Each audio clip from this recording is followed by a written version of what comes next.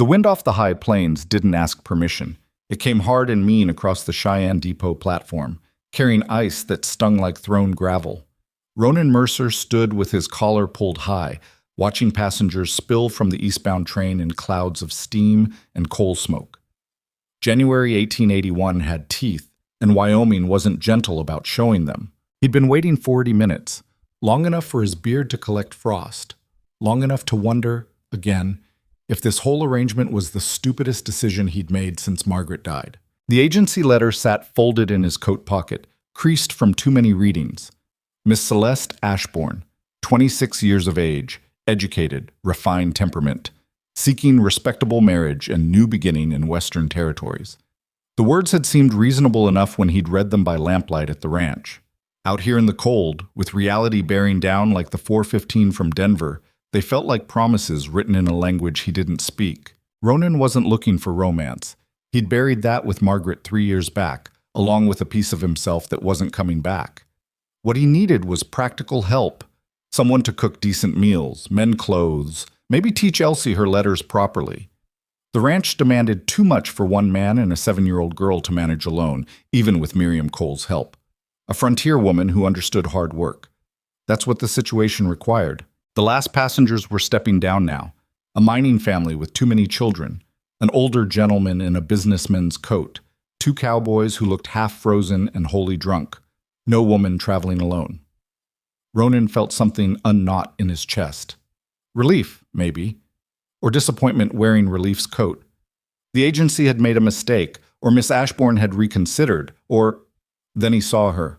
She appeared in the train car doorway like an illustration from one of those Eastern magazines, the kind that showed up at the general store sometimes, full of fashions and furniture nobody in Wyoming had use for. The dress caught him first, dark green silk that probably cost more than he'd spent on supplies all winter. It moved wrong for this place, too light, too delicate, catching wind that would have respected wool or leather but treated silk like an insult. The porter offered his hand. She took it, descending with careful precision, each step deliberate. Her hair was pinned up in some complicated arrangement that belonged at a theater or ballroom, already coming loose in the wind. She wore gloves, thin ones, the decorative kind. No scarf, no proper coat for mountain winter. Ronan's stomach dropped. She turned, scanning the platform, and their eyes met across 20 feet of frozen boards. Even at this distance, he could read the fear. She was hiding it the way people did when they'd had practice. Chin up, shoulders straight, expression carefully neutral. But it leaked through anyway, in how her gloved hands gripped the small traveling bag, in how her gaze darted past him before returning, like she was checking for exits. He should have walked away, should have turned around, climbed back in his wagon, and sent a telegram to the agency explaining the obvious mistake. This woman wasn't frontier material. She'd last maybe a week before the reality of Wyoming winter broke whatever delusion had brought her west. But she was walking toward him now, boots clicking on ice-slicked boards, and something in her expression stopped him cold. Determination, raw and desperate, fighting with that fear for control of her face. "Mr. Mercer?" Her voice carried East Coast education in every syllable. Boston, maybe, or Philadelphia. "I'm Celeste Ashbourne." Up close, she was younger than he'd expected. Pretty, in that carefully maintained way city women managed. But there were shadows under her eyes that spoke of hard travel and harder nights. Her lips were chapped from the train's dry heat. A small bruise marked her left temple, partially hidden by hair. "Ma'am," he touched his hat brim. "Wasn't sure you'd come. I gave my word." She said it like that meant something absolute. Like promises were ironclad contracts instead of things people broke daily. A porter appeared with her trunk, a massive thing, strapped and buckled, that hit the platform with enough weight to crack boards.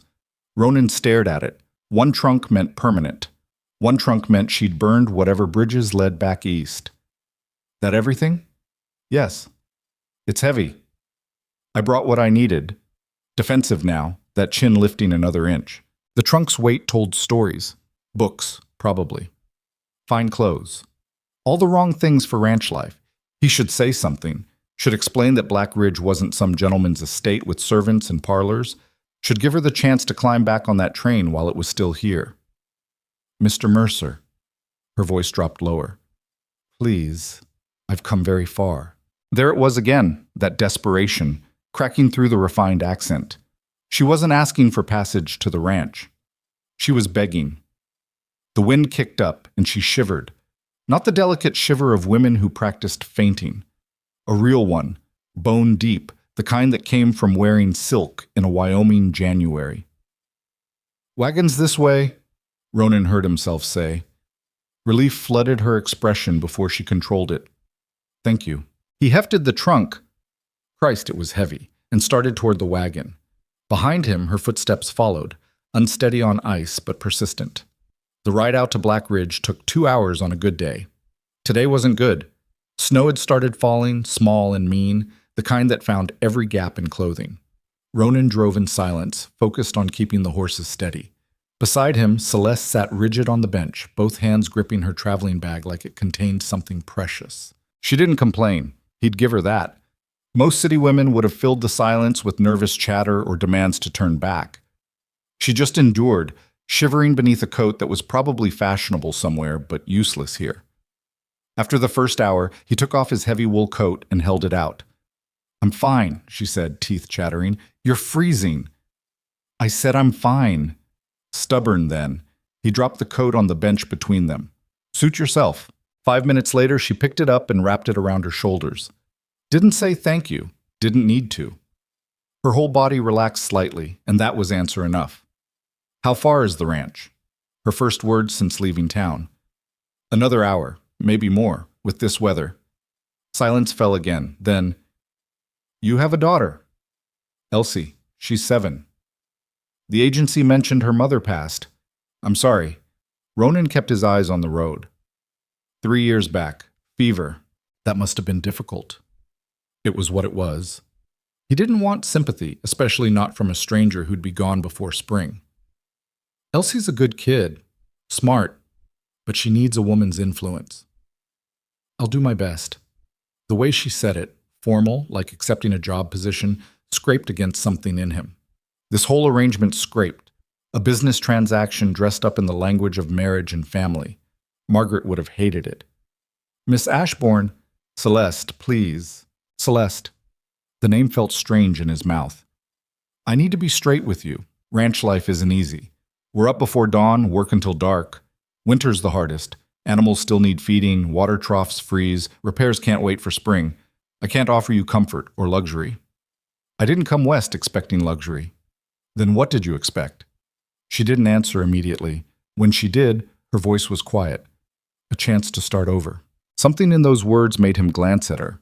In profile, her face looked carved from pale stone, expression locked down tight. Whatever she was running from, it wasn't just social scandal or family disappointment. "People don't usually travel 2,000 miles for a fresh start," he said carefully, "not unless what's behind them is worse than what's ahead." Her hands tightened on the traveling bag. "Is there a question in that observation, Mr. Mercer?" "Just wondering what I'm bringing home to my daughter." "A woman who gave her word." She turned to look at him directly, and there was steel underneath that refined exterior. "I may not know how to rope cattle or shoe horses, but I keep my promises. I'll learn what needs learning. I'll work. And I won't bring trouble to your door." It was a good answer, too good, the kind of answer people rehearsed. "See that you don't," he said finally, and turned his attention back to the horses. The ranch appeared as the sun started setting, a cluster of buildings hunched against the wind, smoke rising from the main house chimney. Ronan felt the familiar easing in his chest he always got coming home. Then he remembered the woman beside him and wondered how Black Ridge looked through her eyes. Small, probably. Rough. Nothing like whatever she'd left behind. He pulled the wagon up to the house, set the brake. "Wait here." Inside, warmth hit him like a wall. The main room was small but well-maintained, stone fireplace, solid furniture Margaret had insisted on, rag rugs covering most of the floor. Miriam Cole stood at the stove, stirring something that smelled of beef and onions. She was 60 if she was a day, with gray hair pulled back tight and a face that didn't waste energy on unnecessary expressions. "She came then," Miriam said without turning around. "She's outside. Bring her in. Freezing on my doorstep won't improve her." Elsie emerged from the back bedroom, dark braids swinging. She stopped when she saw him, expression closing down the way it did lately whenever something changed. Margaret's eyes looked out from that small face, and it hurt the same way it always did. Is she here? Elsie's voice was carefully neutral. The lady from the train. She is. I need you on your best behavior. I'm always good. Elsie. Fine. She crossed her arms. But I'm not calling her Mama.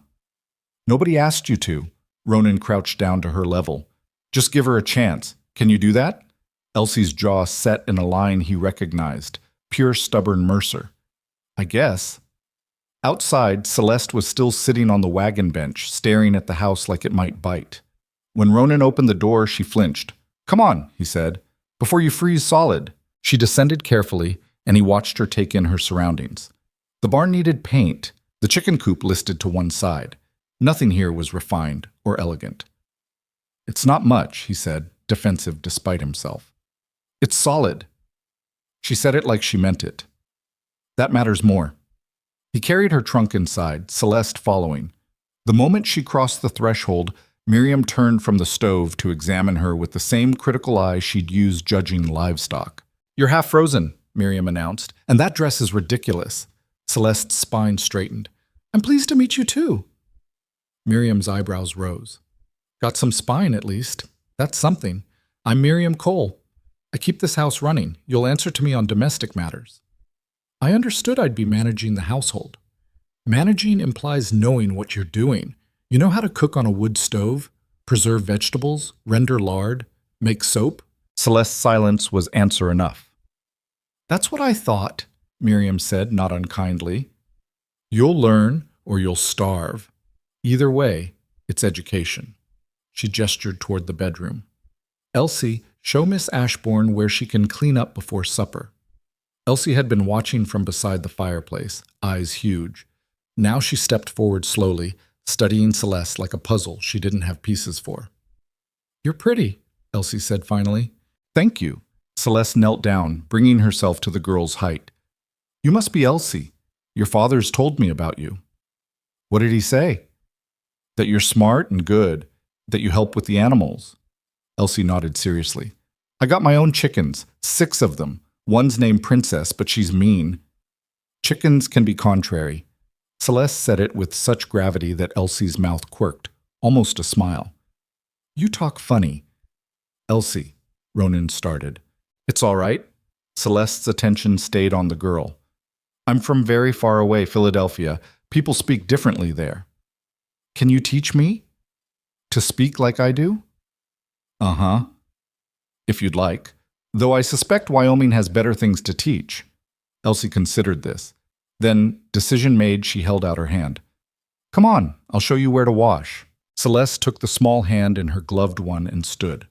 Elsie led her toward the back bedroom, chattering now about chickens and the cat that lived in the barn and how snow was different here than in other places. When they disappeared, Miriam fixed Ronan with a look. She won't last a month. I know. Pretty thing, though. Educated. What's she running from?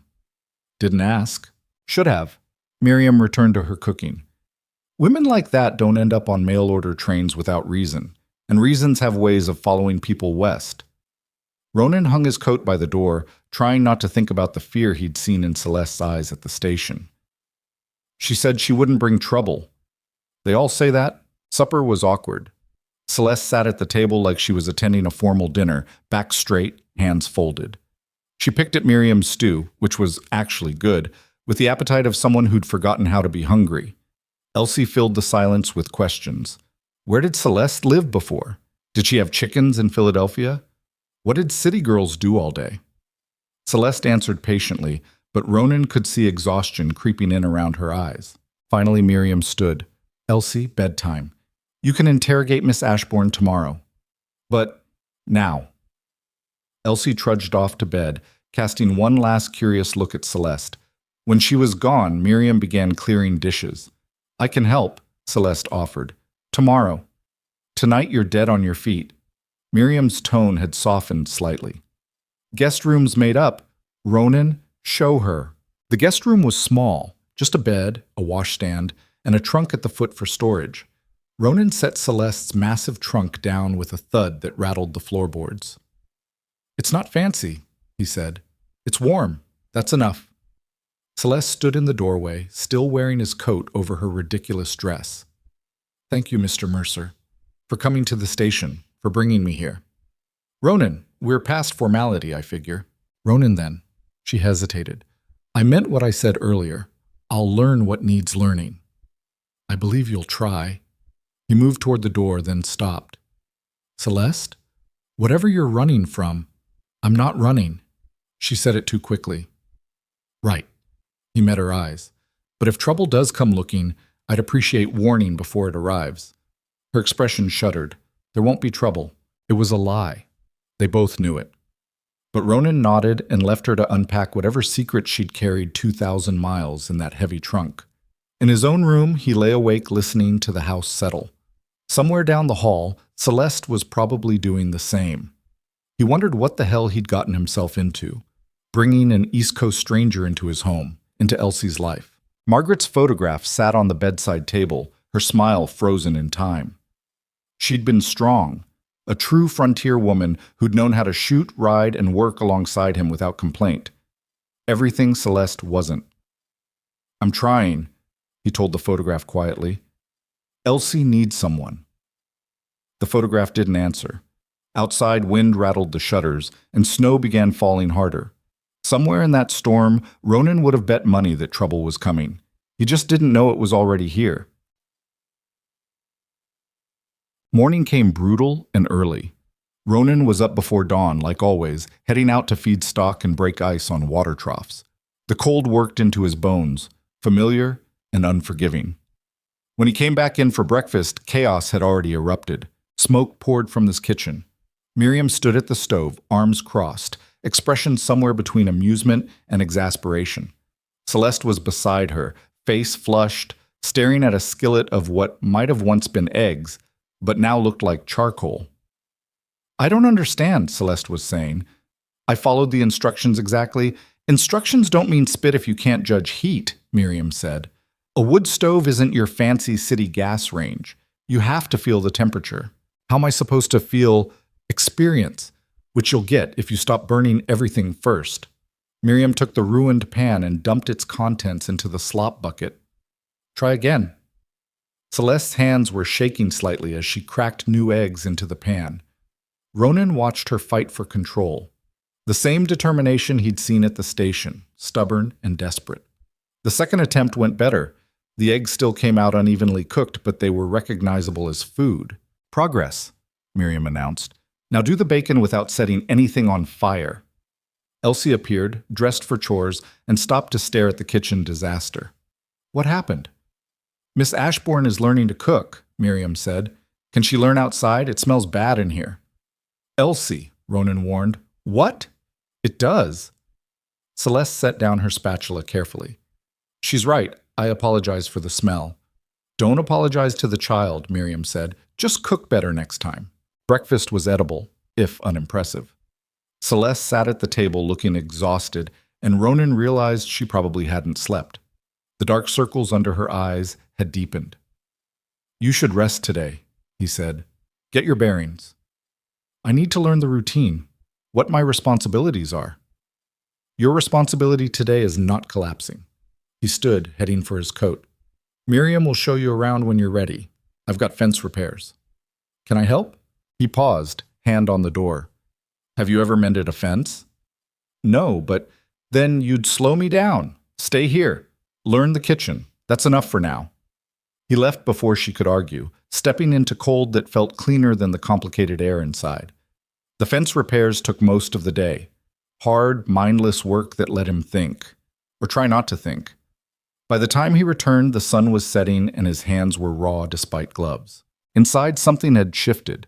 The house smelled of bread, actual bread, properly baked, and when he found Celeste in the kitchen, flour dusted across her dress, she looked simultaneously triumphant and exhausted. "Miriam taught me," she said. 3 attempts, but the last one worked." The loaf sat cooling on the table, golden brown and even. Ronan broke off a piece, still warm, decent texture. It tasted like bread was supposed to taste. It's good, he said honestly. Her smile was small, but genuine. Don't sound so surprised. After this morning I was tired and overwhelmed. This afternoon I was just stubborn. She wiped flour from her hands. Miriam says stubbornness counts for more than talent on a ranch. She's not wrong. Over the next week, Ronan watched Celeste tackle every task with the same grim determination. She burned stew, oversalted beans, ruined 2 pans, and nearly set the kitchen curtains on fire. But each failure made her angrier, and anger, he learned, was good fuel. She took instruction from Miriam with gritted teeth and careful notes. She practiced kneading bread until her hands cramped. She memorized the stove's temperament like it was enemy territory she needed to conquer. And slowly, incrementally, she improved. But other things exposed her foreignness. She couldn't saddle a horse properly. Mucking stalls left her trembling and sick. The chickens terrified her, which Elsie found hilarious. Everything about ranch life seemed designed to highlight how little she belonged. One afternoon, Ronan found her behind the barn, crying into her flour-dusted hands. He should have walked away. Should have given her privacy. Instead, he said, "It gets easier." She looked up, eyes red, and laughed, harsh and bitter. "Does it? Because I've been here a week and I'm still useless at everything that matters." "You made bread yesterday. Miriam said it was good." "Bread. Wonderful. I can perform one basic task while failing at everything else."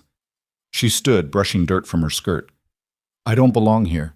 We both know it." "You're learning. I'm drowning." The word came out raw. "Every day I wake up and pretend I can do this. And every day I fail. And everyone is too polite to say what they're thinking, that the refined city girl should go back where she came from." "Is that what you want? To go back?" Her expression went carefully blank. "No." "Then you keep trying. That's all anyone does out here. Try, fail, try harder." He moved closer. "You think Margaret knew how to ranch when she came here? She was a preacher's daughter from Kansas, couldn't rope, couldn't ride, cried the first time she had to help birth a calf. But she learned. Because she had to. I'm not your wife." "No, but you're here. And here means work. So stop feeling sorry for yourself and get back to it." It was harsh, maybe too harsh. But Celeste's spine straightened and something sparked in her eyes, anger replacing despair. "Fine," she said coldly. "I will." She stalked back toward the house, and Ronan let out a breath. Miriam was right. This woman wouldn't last. But watching her fight anyway stirred something he'd thought died with Margaret. Respect, maybe. Or recognition of someone as stubborn as he was. That night, riders appeared. Ronan was checking the barn when he heard horses. Multiple, moving fast. He grabbed the rifle he kept mounted by the door and moved to the window. 3 men, dressed for hard travel. They pulled up to the house, and the lead rider, tall, well-armed, professional in a way that set off warnings, dismounted and knocked. Ronan came out before Miriam could answer. "Help you?" The man turned, cold eyes, evaluating. "Evening. We're looking for someone, a woman, mid-20s, auburn hair, traveling alone. Would have come through Cheyenne in the last week or so." Every instinct Ronan had started screaming. "What business is she to you?" "Family matter. Her father's ill. We're bringing her home." It was a lie. Everything about this man was a lie. The tone too smooth, the eyes too hard. "Haven't seen anyone matching that," Ronan said carefully. "You sure? Pretty woman. Refined. Stands out in country like this." "I'm sure." The rider studied him for a long moment, and Ronan felt the weight of that evaluation. Then the man smiled, cold and professional. "If you do see her, there's a reward. $100 for information." "I'll keep that in mind." "Appreciate it." The rider remounted. "We'll be checking with neighbors. Someone must have noticed her." They rode off into darkness, and Ronan stood in the yard watching until he couldn't see their torches anymore. Inside, Celeste stood in the main room, face pale, one hand gripping the back of a chair for support. "You lied," she said quietly. "I did." "Why?" Ronan set the rifle down carefully.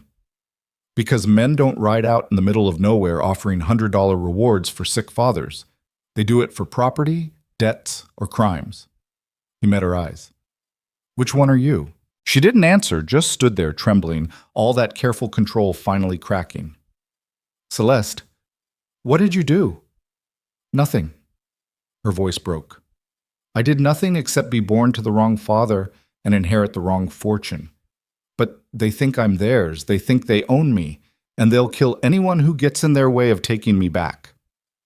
Outside, snow began falling again, and Ronan understood, finally, completely, that trouble hadn't just followed Celeste west. It had hunted her here, and now it knew where she was. The silence in the room felt like something physical, pressing down on all of them. Miriam had emerged from the back hallway, her face set in grim lines. Elsie stood halfway down the stairs in her nightgown, eyes wide with the particular awareness children have when adults are trying to hide danger. Ronan kept his voice level. Elsie, back to bed. But Papa, now. Something in his tone made her retreat without argument, though her footsteps on the stairs were slow, reluctant. When her door finally clicked shut, he turned back to Celeste. She'd moved to the window, staring out at the darkness where the riders had disappeared. Her reflection in the glass looked ghostly, insubstantial. Tell me everything, Ronan said, and don't leave anything out this time. Celeste pressed her forehead against the cold window pane. When she spoke, her voice was barely above a whisper. My father was Charles Ashbourne. He built a shipping empire in Philadelphia over 30 years. Made good money, honest money. Employed half the docks. Was? He died 6 months ago. Heart gave out. Her breath fogged the glass. Before he died, he discovered something. The Vane Company. They're a financial institution, very powerful, very connected. They'd been using their lending operations as a front. Fraud, extortion, forged contracts. My father found proof. Ledgers, documents, signed confessions from men they'd ruined. Miriam moved closer, arms crossed. Why didn't he go to the authorities? He tried, but the Vanes own half the judges in Pennsylvania, own the police captain, own the newspapers that might have published the story. Celeste turned from the window. So he hid the evidence, told me where to find it if anything happened to him. 2 weeks later, he was dead. You think they killed him? Ronan said. I know they did. The doctor ruled it natural causes, but my father was healthy, strong. And the night before he died, August Vane himself came to our house. They had words. My father threw him out. She wrapped her arms around herself. Next morning, father couldn't breathe. By evening, he was gone. The room felt colder. Outside, wind rattled the shutters. The ledgers, Ronan said. You took them. I found them exactly where father said they'd be, hidden in his study behind a false panel. And I found something else. Her voice dropped. A contract. Forged, like all the others, but this one had my name on it. What kind of contract? The kind that transfers ownership of property to settle debt. Except my father never had debt to the Vanes. This was fabricated, and the property being transferred wasn't our house or business. She met his eyes. It was me, literally. A contract claiming I was collateral for imaginary debt to be remanded to Silas Vane upon my father's death. Miriam made a sound of disgust. That's not legal. Legality doesn't matter when you own the courts. Silas intended to use it to force me into marriage, control my inheritance, absorb my father's business, and bury the evidence of what they'd done. Celeste's hands clenched. So I ran, took the ledgers, and left in the middle of the night. Came west because it was the farthest I could get from their reach. And the mail-order bride agency? Ronan asked. Seemed like the perfect cover. A woman traveling alone raises questions. A woman joining her husband in Wyoming territory? Nobody looks twice. She laughed, bitter. I thought I'd be safe here. Thought distance would be enough. Ronan thought about the 3 riders, their professional manner, the cold calculation in that lead man's eyes. How much are they offering for you? I don't know. Enough to make it worth tracking me across half the country. Those men tonight, they'll check every ranch within 50 miles. Someone will talk. Someone always talks. I know. Celeste moved away from the window, and for the first time since she'd arrived, he saw her stripped of pretense, just exhausted, terrified, and trying desperately not to show it. I should leave, tonight. Before I bring more trouble down on your family. Where would you go?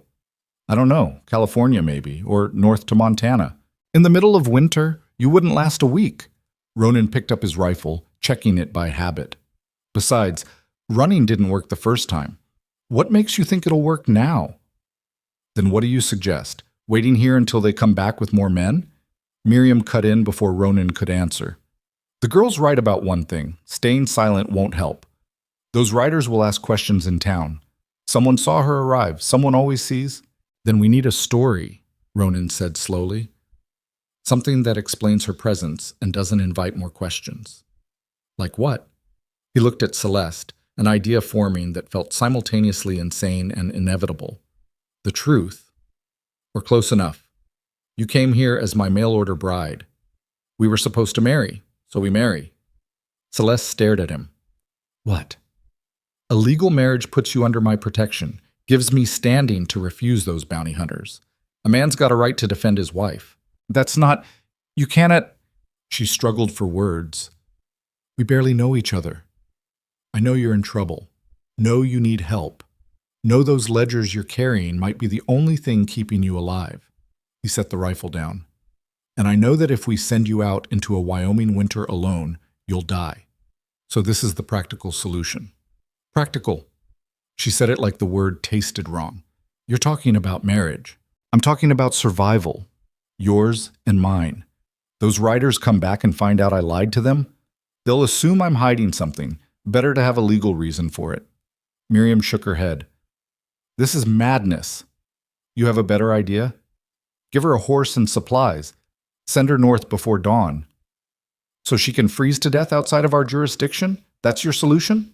It's safer than painting a target on this entire ranch. Miriam's voice rose.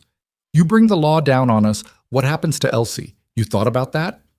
The question hit like a fist. Ronan had thought about it, was still thinking about it, but the alternative meant abandoning Celeste to men who viewed her as property, men who'd kill to get her back. Margaret's voice echoed in his memory. We don't turn away people who need help. That's not who we are. We do the marriage, he said finally. Legal, documented, filed with the county. Then if those riders come back, we have grounds to refuse them. Celeste was shaking her head. I can't ask you to do this. You're not asking. I'm offering. Why? You don't know me. Don't owe me anything. Because it's the right thing to do. He said it simply, like it was obvious. And because if those ledgers can bring down corrupt men, they should. Your father died trying to expose them. Seems wrong to let that go to waste. She studied his face, searching for something. Whatever she found there must have been enough, because her shoulders sagged. This is insane. Probably. You're going to regret it. I regret a lot of things already. One more won't kill me. Miriam threw up her hands. You're both fools. But if you're determined to go through with this madness, do it right. Go to town tomorrow. File the papers properly. And for the love of sense, keep those damn ledgers hidden. Where are they now? Ronan asked Celeste. In my trunk, false bottom. Good. Keep them there. Don't tell anyone else they exist. The Vanes already know I have them.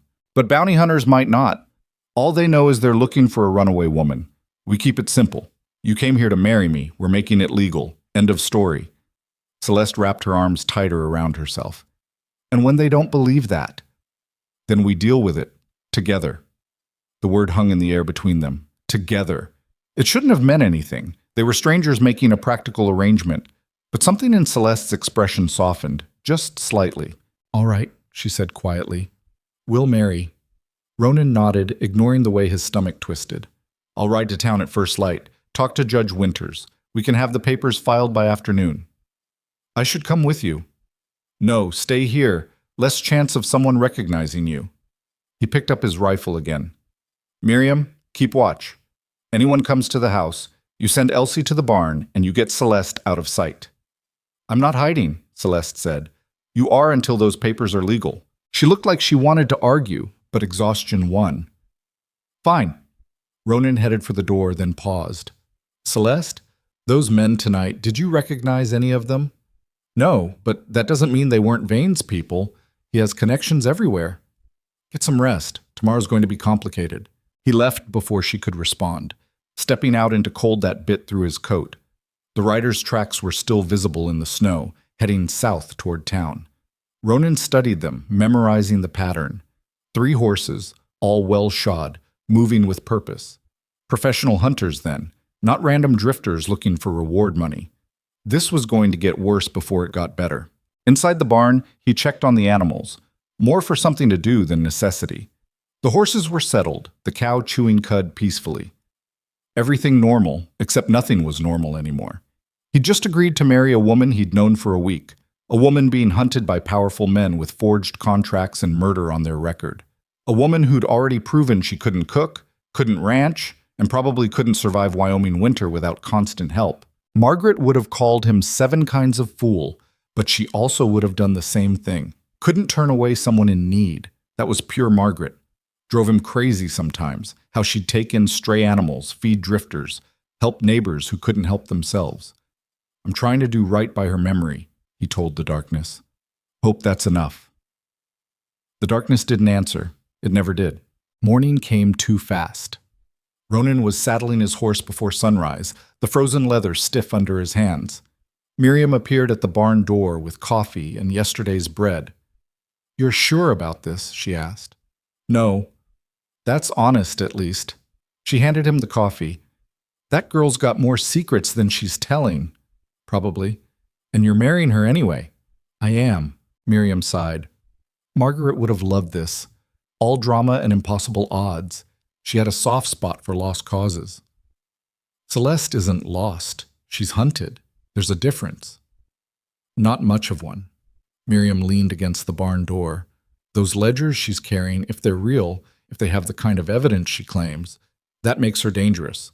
Not just to the Vanes, to anyone protecting her. "I know. And you're still doing this." "I am." She studied him for a long moment.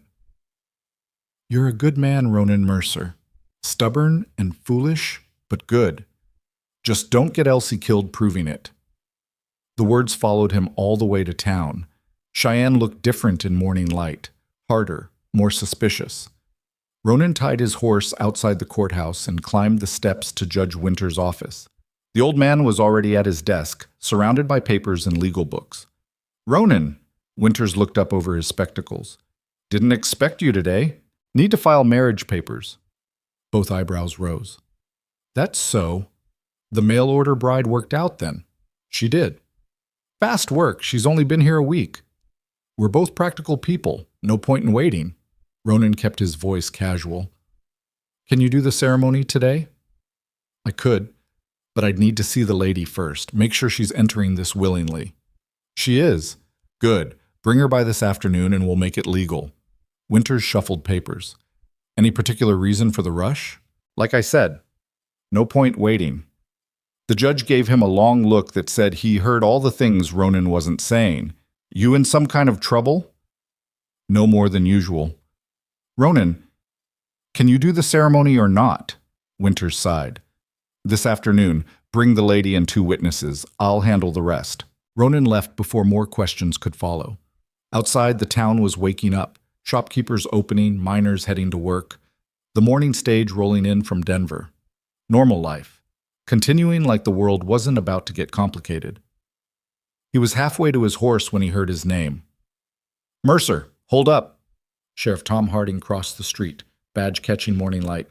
He was young for the job, maybe 30, with the kind of face that looked earnest even when delivering bad news. "Sheriff? Heard you had visitors last night. 3 riders asking questions." Word traveled fast. "They stopped by." "What'd they want?" "Looking for someone. I couldn't help them." Harding's eyes narrowed. "That so?" "Because I heard you've got a new woman at your ranch. Mail-order bride from back east." "That's right." "And these riders, they were looking for a woman from back east." "Coincidence. Is it?" Harding moved closer, voice dropping. "Ronan, I like you. Known your family for years, but if you're hiding someone, harboring a fugitive, that's serious." "She's not a fugitive." "Then what is she?" "My fiancée. We're getting married this afternoon." Harding blinked. "That's awfully sudden." "We're both adults, don't need permission." "No, but you need honesty." "Those riders, they're professionals, bounty hunters, from what I could tell. And they're not leaving town until they find what they're looking for." He paused. "Or who?" Ronan kept his expression neutral.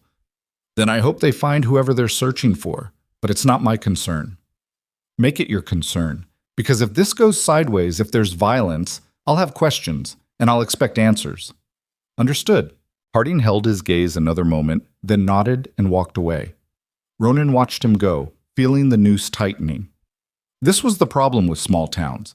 Everyone knew everyone's business, and outsiders asking questions made people nervous, made them talk. The ride back to the ranch took longer than it should have.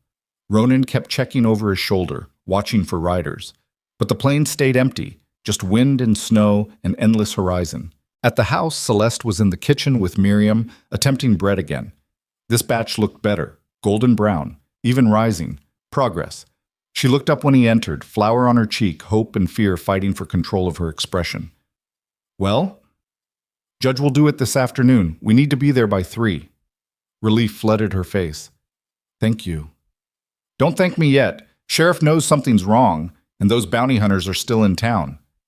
What did you tell him? That we're getting married, that you're not a fugitive. He hung his coat by the door. He didn't believe me, but he can't prove otherwise. Miriam wiped her hands on her apron. This is moving too fast. You're both going to regret it. Possibly, Celeste said, but the alternative is worse. Is it? Marriage is permanent, girl. Once those papers are filed, I know what marriage means. Celeste's voice was steady. I'm not doing this lightly. Neither is he. Miriam gestured at Ronan. But desperation makes people stupid. Then we'll be stupid together, Ronan said. 3 o'clock. We need witnesses. Miriam, you'll come? Wouldn't miss this disaster for anything. And we'll bring Elsie. Make it look like family.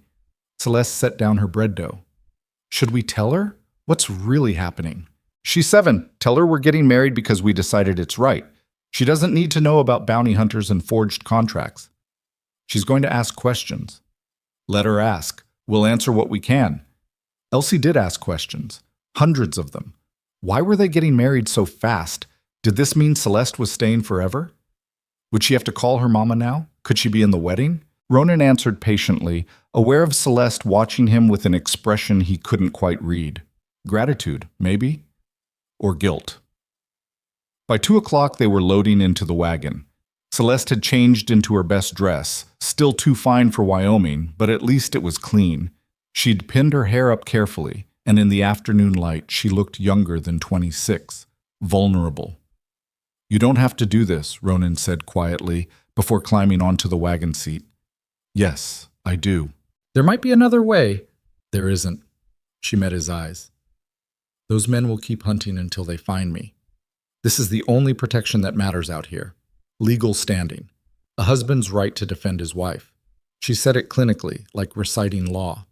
So let's go make it legal before I lose my nerve. The ride to town was tense.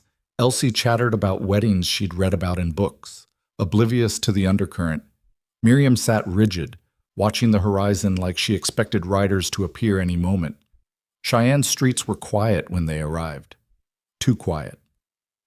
Ronan felt eyes following them as they made their way to the courthouse, though when he looked, nobody was watching. Judge Winters was waiting in his office, along with his clerk, a thin man named Peterson who always looked vaguely disapproving of everything. Miss Ashbourne. Winters stood when Celeste entered. I need to ask you some questions, privately. Ronan tensed, but Celeste nodded. Of course. They stepped into an adjoining room. Through the door, Ronan could hear the murmur of voices, but not words. He paced, aware of Miriam's knowing look. He's making sure she's not being coerced, Miriam said. I know. Are you? Coercing her? She's the one who agreed to this. Because she's desperate. That's not the same as willing. Before Ronan could respond, the door opened. Celeste emerged, face composed but pale. Behind her, Judge Winters looked thoughtful. Everything seems to be in order, he said. Shall we proceed? The ceremony was brief. Ronan had been to weddings before, long, elaborate affairs with flowers and music and half the county in attendance. This was nothing like that, just words spoken in a dusty office, witnessed by a housekeeper and a confused 7-year-old. Do you, Ronan James Mercer, take this woman? He did, said it clearly, no hesitation. And do you, Celeste Marie Ashbourne, take this man? She did. Her voice wavered slightly, but the words were firm. Then by the power vested in me by Wyoming territory, I pronounce you husband and wife. No kiss. No celebration. Just Peterson handing over papers to sign, and Winters filing them away with bureaucratic efficiency. Outside, the winter sun was already setting. They were married, legally bound. Ronan looked at the woman beside him, his wife now, however strange that word felt, and wondered what the hell came next. The answer arrived faster than expected. They were loading back into the wagon when horsemen appeared at the end of the street. 3 of them, the same ones from last night. The lead rider saw them and spurred forward. "Mercer!" He reined in hard, horse dancing. "Heard you were in town." Ronan placed himself between the rider and Celeste. "What do you want?" "Just to talk." The man's eyes went to Celeste. "Ma'am, my name's Pike. I'm looking for a woman, Celeste Ashbourne, from Philadelphia. You wouldn't happen to know where I could find her." The silence stretched. Ronan felt Celeste go rigid behind him. "You're looking at her," Ronan said flatly. "Celeste Mercer now. We just got married." Pike's smile didn't reach his eyes. "Is that so? Congratulations. Must be quite a romance. Met her what, a week ago?" "Our timeline isn't your business. It is when there's a reward involved. Miss Ashbourne, Mrs. Mercer, is wanted back east. Family matter." "Then her family can write her a letter. She's not going anywhere." "I'm afraid that's not your decision." Pike dismounted, moving closer. "Her father's estate is in probate. She needs to return to settle legal matters." "My father's estate was settled 6 months ago," Celeste said, voice cold. "Whatever you're selling, we're not buying. Now, ma'am, there's no need for hostility." "There's every need." She stepped forward, and Ronan saw the fear transform into anger. "I know who sent you. Tell August Vane that forged contracts aren't legal, no matter how many judges he's bought. Tell him I have copies of every fraudulent document his company has produced in the last decade. And tell him if anything happens to me, those documents go straight to newspapers in 5 cities. Pike's expression went flat. "That sounds like a threat." "It's a promise." "You're making a mistake." "I've made plenty. This isn't one of them." The other 2 riders had moved closer, flanking Pike. Ronan's hand went to the rifle under the wagon seat. "Gentlemen," Judge Winters' voice cut across the tension. He stood on the courthouse steps, having emerged without anyone noticing. "Is there a problem here?" Pike looked at the judge, calculating. "No problem. Just congratulating the happy couple." "Good. Because harassment of citizens is against the law, as is threatening behavior." Winters came down the steps slowly. "And I'd hate to have Sheriff Harding lock up visitors before they've had a chance to enjoy our town's hospitality." It was a clear warning. Pike heard it. He remounted, still watching Celeste. "This isn't over." "Yes," Celeste said quietly. "It is." Pike spurred his horse and rode off, his companions following. They didn't look back. Ronan realized he'd been holding his breath. He let it out slowly, aware of Elsie crying quietly in the wagon, Miriam's hand on his shoulder, and Celeste trembling beside him. "Thank you," Celeste said to Winters. The judge nodded. "Don't thank me yet. Those men aren't leaving town, and next time they might not be so polite." He looked at Ronan. "You've stepped in something deep here. I hope you know what you're doing." "So do I," Ronan said honestly. The ride home was silent except for Elsie's sniffles. By the time they reached Black Ridge, full dark had fallen. Ronan helped everyone down from the wagon, hyper-aware of the darkness beyond the lantern light. Inside, Miriam took Elsie to bed while Ronan and Celeste stood in the main room, still wearing their good clothes, marriage certificate folded in Celeste's pocket. "I'm sorry," she said finally. "For what?" "For bringing this to your door, for putting your daughter in danger, for—" Her voice broke. "For all of it. You didn't force my hand. I made a choice. A stupid choice. Maybe." He moved to the window, checking the yard one more time. "But it's done now. We're married. That changes things legally." "Does it change anything else?" He turned to look at her. She stood in the lamplight, the stranger he'd just bound himself to, and for the first time he saw past the refinement to the person underneath, scared, determined, fighting battles he couldn't fully understand. "I don't know," he said honestly. "But we'll figure it out." She nodded slowly. Then, surprising him, she crossed the room and held out her hand. "Partners, then, in whatever comes next." He took her hand, her grip was firm, no hesitation. Partners. It wasn't romance, it wasn't even friendship yet, but it was something, a foundation maybe, or the beginning of one. Outside, wind howled across the plains, and somewhere in the darkness, men with bounty money and bad intentions were making plans. But inside Black Ridge Ranch, two people who'd been strangers a week ago stood together as husband and wife, preparing to face whatever storm was coming. And that, Ronan thought, would have to be enough. The marriage changed nothing and everything at the same time. Celeste still slept in the guest room, still burned breakfast more often than not, still flinched when the chickens got too close. But now there were legal papers filed in Cheyenne, and a thin gold band on her finger that Ronan had purchased from the jeweler after the ceremony, a practical addition that felt heavier than it should. The first 3 days passed in tense normalcy. Ronan worked the ranch, watching the horizon. Celeste learned to make stew that didn't taste like boot leather. Elsie adjusted to calling someone other than Miriam a permanent presence, though she still refused to use the word mother in any form. On the fourth morning, Ronan came in from feeding the horses to find Celeste standing at the kitchen table, staring at something in her hands. The wooden case that held the ledgers lay open beside her, its false bottom removed. "Put those away," he said sharply. She didn't look up. "I've been reading them. Really reading them, not just hiding them." Her finger traced down a page. "My father documented everything. Names, dates, amounts. There are at least 40 families here, people they destroyed with fake loans and forged contracts. I said put them away. The Hendersons in Pittsburgh. They lost their textile mill. The Cartwrights in Baltimore, their shipping business, gone. 3 farms in Virginia, 2 warehouses in—" Ronan crossed the room and closed the ledger himself, his hands covering hers. "Every minute those are visible. You're in danger. We're in danger. These people deserve justice. They deserve to stay alive more." He moved the ledger back into the case, secured the false bottom. "Your father died trying to expose this. You want to join him?" Celeste pulled her hands free. "I want his death to mean something." "It does. It got you west. Got you somewhere they can't easily reach you." "They're still in Cheyenne. Pike and his men. I saw them watching the ranch yesterday when I was hanging laundry." Ronan had seen them too, 3 riders on the ridge north of the property, close enough to observe, far enough to claim innocence. "They're waiting for something. For me to make a mistake, to go into town alone, or, which is why you stay here, on the property. No exceptions. I'm not a prisoner. No, you're a target. There's a difference." He softened his tone slightly. "Celeste, I know this isn't the life you imagined, but right now, staying alive matters more than anything else." She looked like she wanted to argue, but Miriam appeared in the doorway, flour on her apron. "The bread's burning."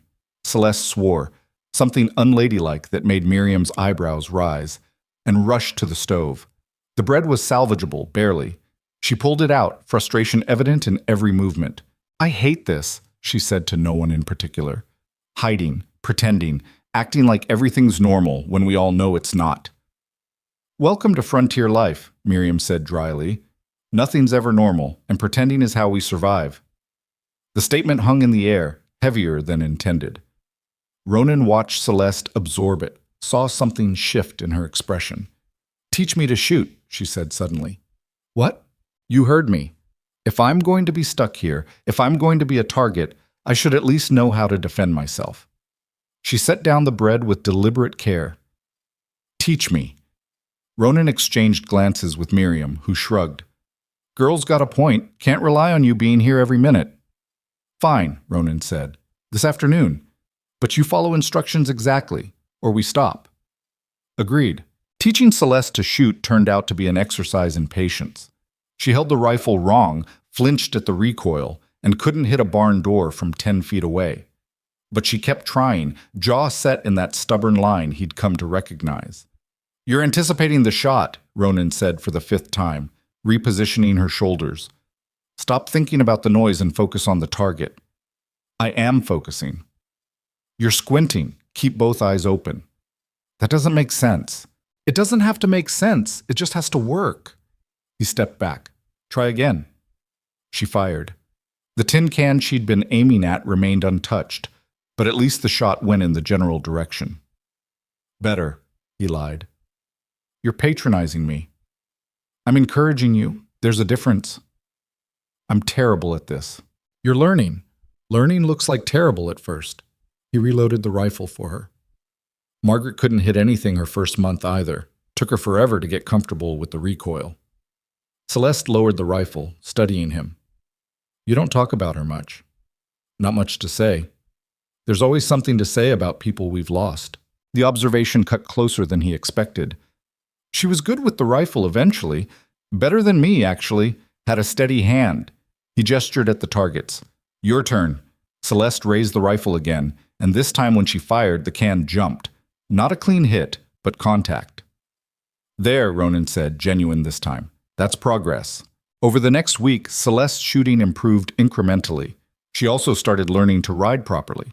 Not the side saddle nonsense she'd arrived with, but real riding. She fell off twice, got back on both times, and by the end of the week could manage the mare Ronan assigned her without looking like she'd never seen a horse before. Elsie watched these transformations with open curiosity. One evening, she appeared at Celeste's elbow while Celeste was cleaning the rifle. Are you scared? Elsie asked. Celeste's hands stilled. Of what? The bad men Papa says are looking for you. Ronan, sitting across the room, tensed. They'd tried to keep Elsie insulated from the worst of it, but the girl wasn't stupid.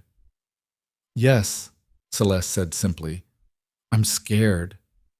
Papa will protect you. I know he will, but I'd also like to protect myself.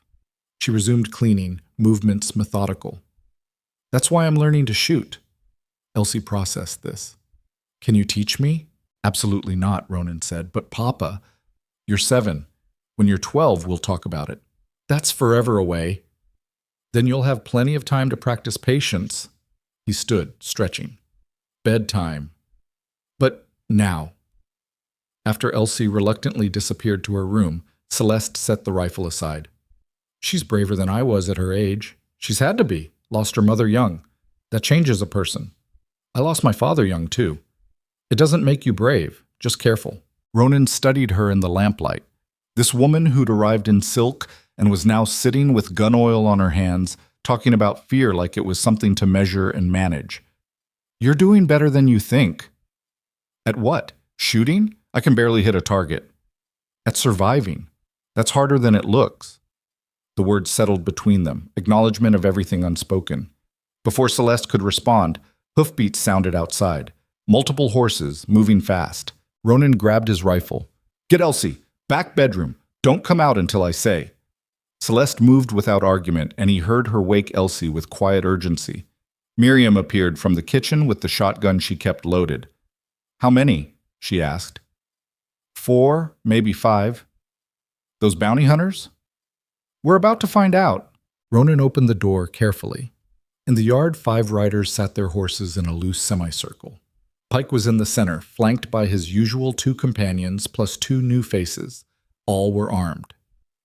Evening, Mercer, Pike called. Mind if we have a word? Seems like you're already having one. Fair enough. Pike dismounted slowly, hands visible. We've been doing some checking, talked to folks in town. Interesting thing, nobody knew you were looking for a bride until she showed up. No letters, no arrangements through the agency. Our business is our own. Usually, sure. But when a woman matches the exact description of someone wanted back east, and she suddenly appears as your wife after a week, that raises questions. I don't care what it raises. You should, because we found the agency she used, and guess what? There's no record of any arrangement with you. The paperwork shows she was supposed to go to a ranch in Colorado. Funny how she ended up in Wyoming instead. Ronan kept his expression neutral, but his mind raced. He hadn't thought to verify Celeste's story about the agency, hadn't questioned whether she'd told him everything. Mistakes happen, he said carefully. They do. So do cons. So do women running from the law, using desperate ranchers as cover. Pike moved closer. Now, I don't think you're a bad man. I think you got taken in by a pretty face and a sad story. It happens. But you need to understand what you're protecting. My wife. That's what I'm protecting. Your wife is wanted for theft. She took documents that don't belong to her, private business records, and fled across state lines. That's a federal crime. Documents proving fraud and murder aren't private records. They're evidence. Pike's smile was cold. So, she did tell you about them. Good. Makes this easier. Hand over the ledgers, let us take her back east to face charges, and we'll forget you were ever involved. No.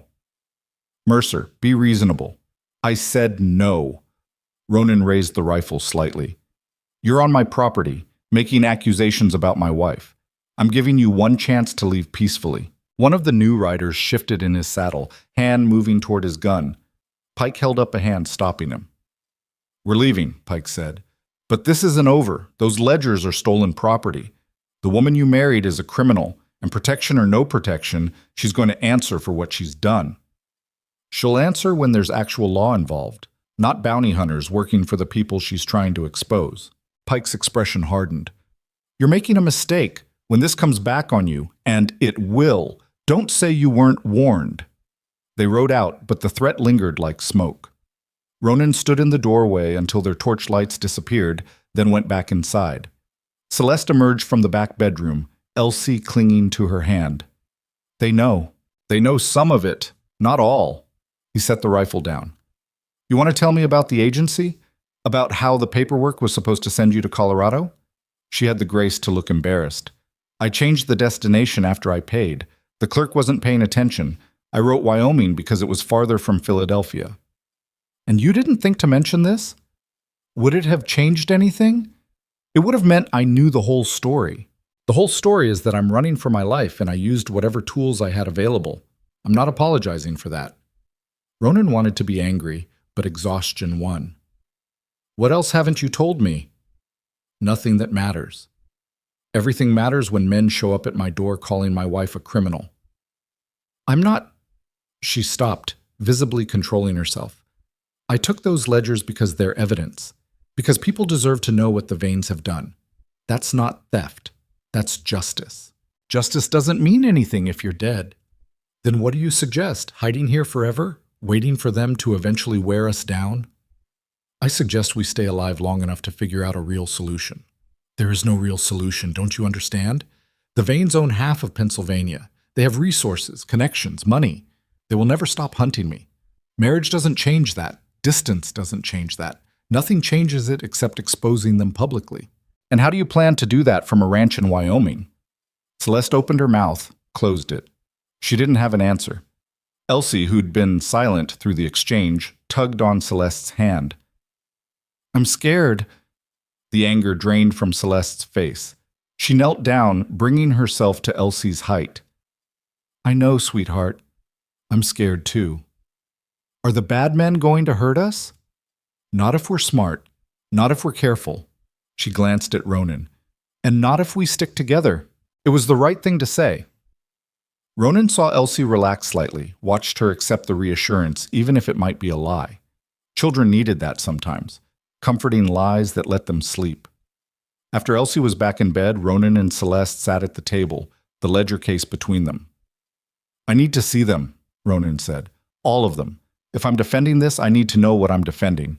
Celeste opened the case, removed the false bottom, and spread the ledgers across the table. 3 of them, leather-bound, filled with neat handwriting and numbers that told stories of systematic destruction. Ronan read through the first one slowly. Names jumped out. Some he recognized from newspapers, others unfamiliar. But the pattern was clear. The Vane Company would approach struggling businesses, offer loans with favorable terms, then use forged documents to claim the businesses outright. Anyone who protested found themselves facing judges already paid off, police who wouldn't investigate, newspapers that wouldn't print their stories. Your father documented all this? Ronan asked. Over 2 years. He suspected something was wrong after a business partner lost everything to the Vanes, started investigating quietly. Celeste turned pages. He was meticulous. Every entry has supporting evidence, copies of the real contracts versus the forged ones, testimonies from victims, financial records showing money moving to judges and officials. This is enough to destroy them, if it reaches the right people. If it's published somewhere, they can't suppress it. She closed the ledger carefully. My father tried.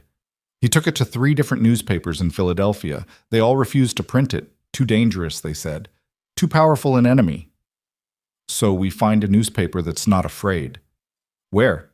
Every major city has vein connections, and smaller papers don't have the reach to make it matter. Ronan thought about the problem, turning it over like a puzzle. What about multiple papers? Hit them from different directions at once. Make it too big to suppress. That would require coordination, timing, and someone willing to coordinate it. A reporter, maybe, someone with connections. I don't know any reporters willing to risk their career or their life on this. Then we find one. Ronan met her eyes. Because you're right. We can't hide forever. Eventually Pike and his people will find an opening, or the veins will send more men, or something will break. Better to control when and how this comes out than wait for them to force our hand. Celeste studied him for a long moment. You mean that? You're actually willing to help expose them. I married you. That means your problems are my problems. And I don't like people who use forged documents to steal from families. He tapped the ledger. These stories deserve to be told. Even if it puts you in more danger? I'm already in danger. Might as well make it count for something. Something shifted in Celeste's expression. Gratitude, maybe. Or the beginning of trust. Thank you. Don't thank me yet. We still have to figure out how to actually do this without getting killed. The next morning brought unexpected help in the form of a buggy rolling up to the ranch. A woman descended, 30-ish, dressed practically but well, with sharp eyes that missed nothing. Mr. Mercer? She approached with confidence. I'm Evelyn Cross. I teach at the school in Cheyenne. Ronan had seen her around town but never spoken to her. What can I do for you, Miss Cross? Actually, I'm here to speak with Mrs. Mercer, if she's available. Celeste appeared in the doorway, wiping her hands on her apron. I'm Celeste Mercer. Evelyn studied her with open interest. I was hoping we could talk about Philadelphia. The air went cold. Celeste's expression locked down. I don't know what you mean. I think you do. And I think we should discuss it inside, where there aren't so many open spaces for people to listen. Ronan moved between them. If this is about the bounty, it's not. I'm not a hunter. Evelyn's gaze didn't waver from Celeste. But I am someone who's been tracking the vein company for 3 years, and I think you have something I need. The silence stretched. Finally, Celeste said, Come inside. They gathered around the kitchen table, Ronan, Celeste, Evelyn, and Miriam, who'd appeared from nowhere and refused to leave. Evelyn accepted coffee and got straight to the point. I'm not actually a school teacher. Well, I am right now, but it's not my profession. I'm a reporter. Work for papers in Chicago, New York, Boston, whoever will publish what I write. She set down her cup. For the last 3 years, I've been investigating financial fraud across the eastern states. And every trail I follow leads back to the same place, Vane and Company. Why? Celeste asked carefully. Because they ruined my family. My father had a manufacturing business in Chicago. Vane's offered a loan, forged documents, stole everything. My father killed himself rather than face bankruptcy. She said it matter-of-factly, but pain flickered underneath. I've been collecting evidence ever since, but I can never get enough to make it stick. They're too careful, too connected. What makes you think I can help? I'm sorry. 'Cause Charles Ashbourne was careful too, and smart. And before he died, he let slip to a mutual friend that he had evidence. Real evidence. Documentation that could bring them down. Evelyn leaned forward. Then he died, and his daughter disappeared, and bounty hunters started asking questions in Western territories. It wasn't hard to put together. Ronan kept his hand near his rifle. Why should we trust you? Because I have nothing to gain by betraying you and everything to lose if this chance slips away. Because I have connections to newspapers in 5 cities, papers the Vanes don't control. Because I know how to coordinate a release that hits everywhere at once, too fast for them to suppress. She looked at Celeste. And because you need me as much as I need you. Celeste and Ronan exchanged glances. Finally, Celeste said, Show me your credentials, proof you are who you claim. Evelyn pulled papers from her bag, letters from editors, published articles under her byline, correspondence about the Vane investigation. Celeste read through them carefully. These could be forged, she said finally. They could, but they're not. Evelyn's tone was patient. I understand paranoia. I've been living with it for 3 years. But at some point, you have to decide whether you're going to keep running or start fighting back. Fighting back gets people killed. So does running, eventually. Evelyn softened her voice. I'm not asking you to trust me completely. I'm asking you to let me see what you have. If it's as damning as I think, we can make copies, distribute them to papers across the country, and release everything simultaneously. By the time the Vanes realize what's happening, it'll be too late to stop it. Celeste looked at Ronan. He could see the question in her eyes. Should we risk this? He thought about Pike and his men, about the constant threat, about living every day waiting for violence. Then he thought about the families in those ledgers, the people who'd lost everything to fraud and corruption. Show her the ledgers, he said. Celeste retrieved the case, opened it slowly, and spread the documents across the table. Evelyn's eyes widened as she began reading. This is incredible, she breathed. Names, dates, amounts. This is everything I've been trying to find for years. She looked up. With this, we can destroy them. Completely. How? Celeste asked. We make copies. Multiple sets. Send them to newspapers in New York, Chicago, Boston, Philadelphia, and San Francisco. I have contacts at all of them, editors who will print this if they receive it simultaneously. The Vanes can't buy off everyone at once, especially not when the story is already running. Evelyn's hands moved over the pages carefully. We'll need 2 weeks, maybe 3. Time to copy everything, coordinate with the editors, set a publication date. And in the meantime, Ronan asked, you stay here, stay safe, keep the originals hidden. She looked at Celeste. Can you do that? I've been hiding for 6 months. I can manage a few more weeks. Good. Evelyn started gathering the ledgers. I'll need to take these to make copies. No? Ronan's hand came down on the stack. You work here. Bring your supplies. Do your copying at this table. But the originals don't leave this house. That will take longer. I don't care. We don't know you well enough to trust you with the only evidence that matters. Evelyn considered this, then nodded. Fair enough. I'll bring copying supplies tomorrow. Can I use a bedroom? Guest room, Miriam said. You can set up there. Over the next 2 weeks, Black Ridge Ranch transformed into something between a fortress and a printing office. Evelyn worked from dawn until dark, copying ledgers by hand, writing letters to editors, coordinating the complicated timing of a 5-city release. Ronan increased patrols, watching for Pike's men. Celeste continued her shooting practice and actually got decent at it, could hit a target more often than not.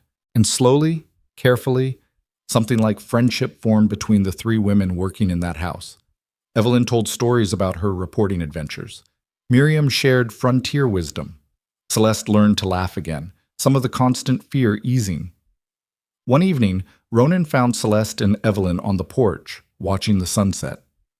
It's strange, Celeste said. I came west expecting to hide. Instead, I'm preparing to fight. Sometimes hiding is just delayed fighting, Evelyn replied. You can't run from people like the Vanes. Eventually, you have to turn around and face them. I'm terrified. Good.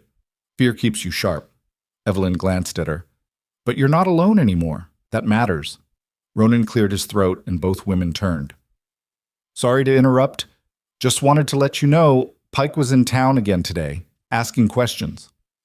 What kind of questions? Evelyn asked. About you, actually. Who you are. Why you're staying out here. Evelyn's expression hardened. They're getting suspicious. Or they're gathering information for when they make their move. Ronan leaned against the porch railing. How much longer do you need? 4 days, maybe 5.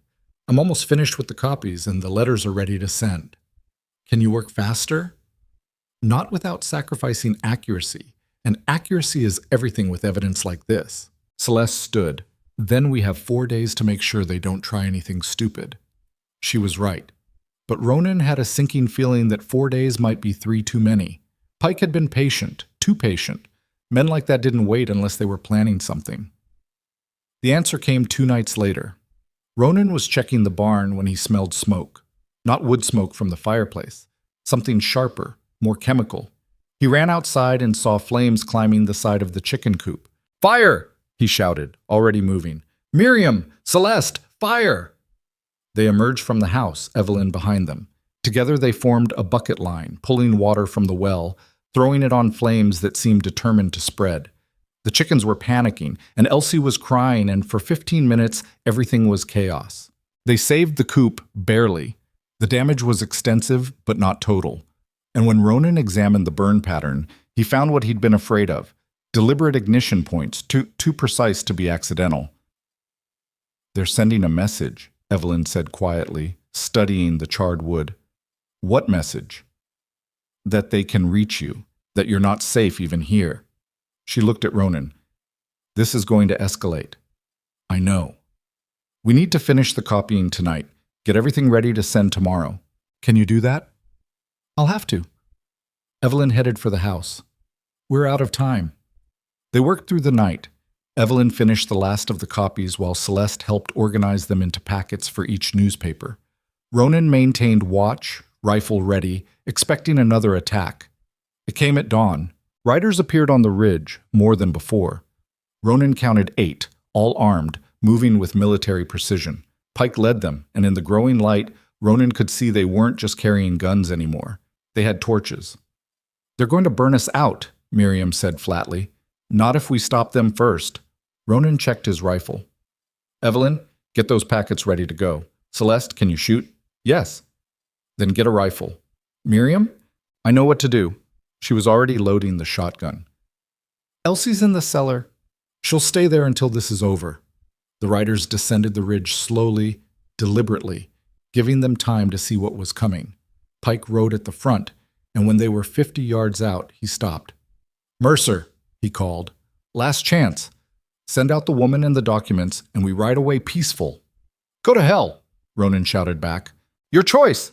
Pike raised his hand, and the riders spread out, encircling the house. This was it. The moment everything had been building toward. Ronan positioned himself at the front window. Celeste took the side. Miriam covered the back. Evelyn crouched in the center of the room, protecting the copies. Pike lowered his hand. The riders charged. Ronan fired first.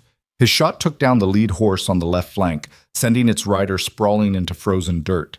The animal screamed, and the sound cut through morning air like a blade. The other riders scattered, circling wider, making themselves harder targets. "Conserve ammunition," Ronan shouted. "Only shoot when you're sure." Celeste's rifle cracked from the side window. She missed, but the shot forced 2 riders to veer away from the house. Her hands were shaking. He could see it even from across the room, but she was holding position. Miriam's shotgun boomed from the back, followed by cursing. "They're trying the barn!" "Let them have it. Focus on keeping them away from the house." A torch arced through the air, trailing fire. It hit the porch roof and stuck, flames immediately catching on dry wood. Ronan swore, but there was no time to deal with it. Another rider was charging the front window, gun raised. Ronan fired, missed. The rider got close enough to throw another torch before wheeling away. This one crashed through the window beside Celeste, glass exploding inward. She screamed, throwing herself back as fire spread across the floor. "Evelyn! Water!" Evelyn grabbed the bucket they'd prepared, doused the flames before they could spread. But smoke was filling the room now, mixing with gun smoke, making it hard to see. Through the haze, Ronan watched Pike directing his men from a safe distance. The man was smart, using his riders to probe defenses, looking for weaknesses. And he'd found one. They couldn't fight and put out fires simultaneously. "We need to stop those torches," Celeste coughed, eyes streaming. "I'm open to suggestions." A rider made another run at the house. This time, Celeste's shot connected, catching him in the shoulder. He dropped his torch and retreated, clutching the wound. Small victory, but it bought them seconds. The porch roof was fully ablaze now, fire spreading to the main structure. Heat pressed against the windows like a living thing. "We can't stay here," Miriam called. "The whole house is going to burn." "The cellar," Evelyn shouted. "We can hold out there." "They'll trap us." Ronan fired again, forcing back another charge. "We go below. They just wait for smoke or fire to finish us." "Then what?" Ronan's mind raced. They were outgunned, outmanned, and running out of options. The house wouldn't last another 10 minutes at this rate. And if they surrendered, Pike would take Celeste and the ledgers, and everything would be for nothing. Then he heard it. Distant thunder that wasn't thunder. Hoofbeats. Multiple horses, coming fast from the direction of town. Pike heard it too. He turned, hand raised to halt his men. Through the smoke, Ronan saw riders cresting the ridge. A lot of riders. 20, maybe more. Sheriff Harding led them, badge catching firelight. Behind him rode half the men from Cheyenne, ranchers, miners, shopkeepers, armed and clearly not here for a social call. "Pike!" Harding's voice carried across the yard. "Drop your weapons. You and your men are under arrest." For a moment, everything froze. Pike's men looked at each other, at the sheriff's force, doing the math.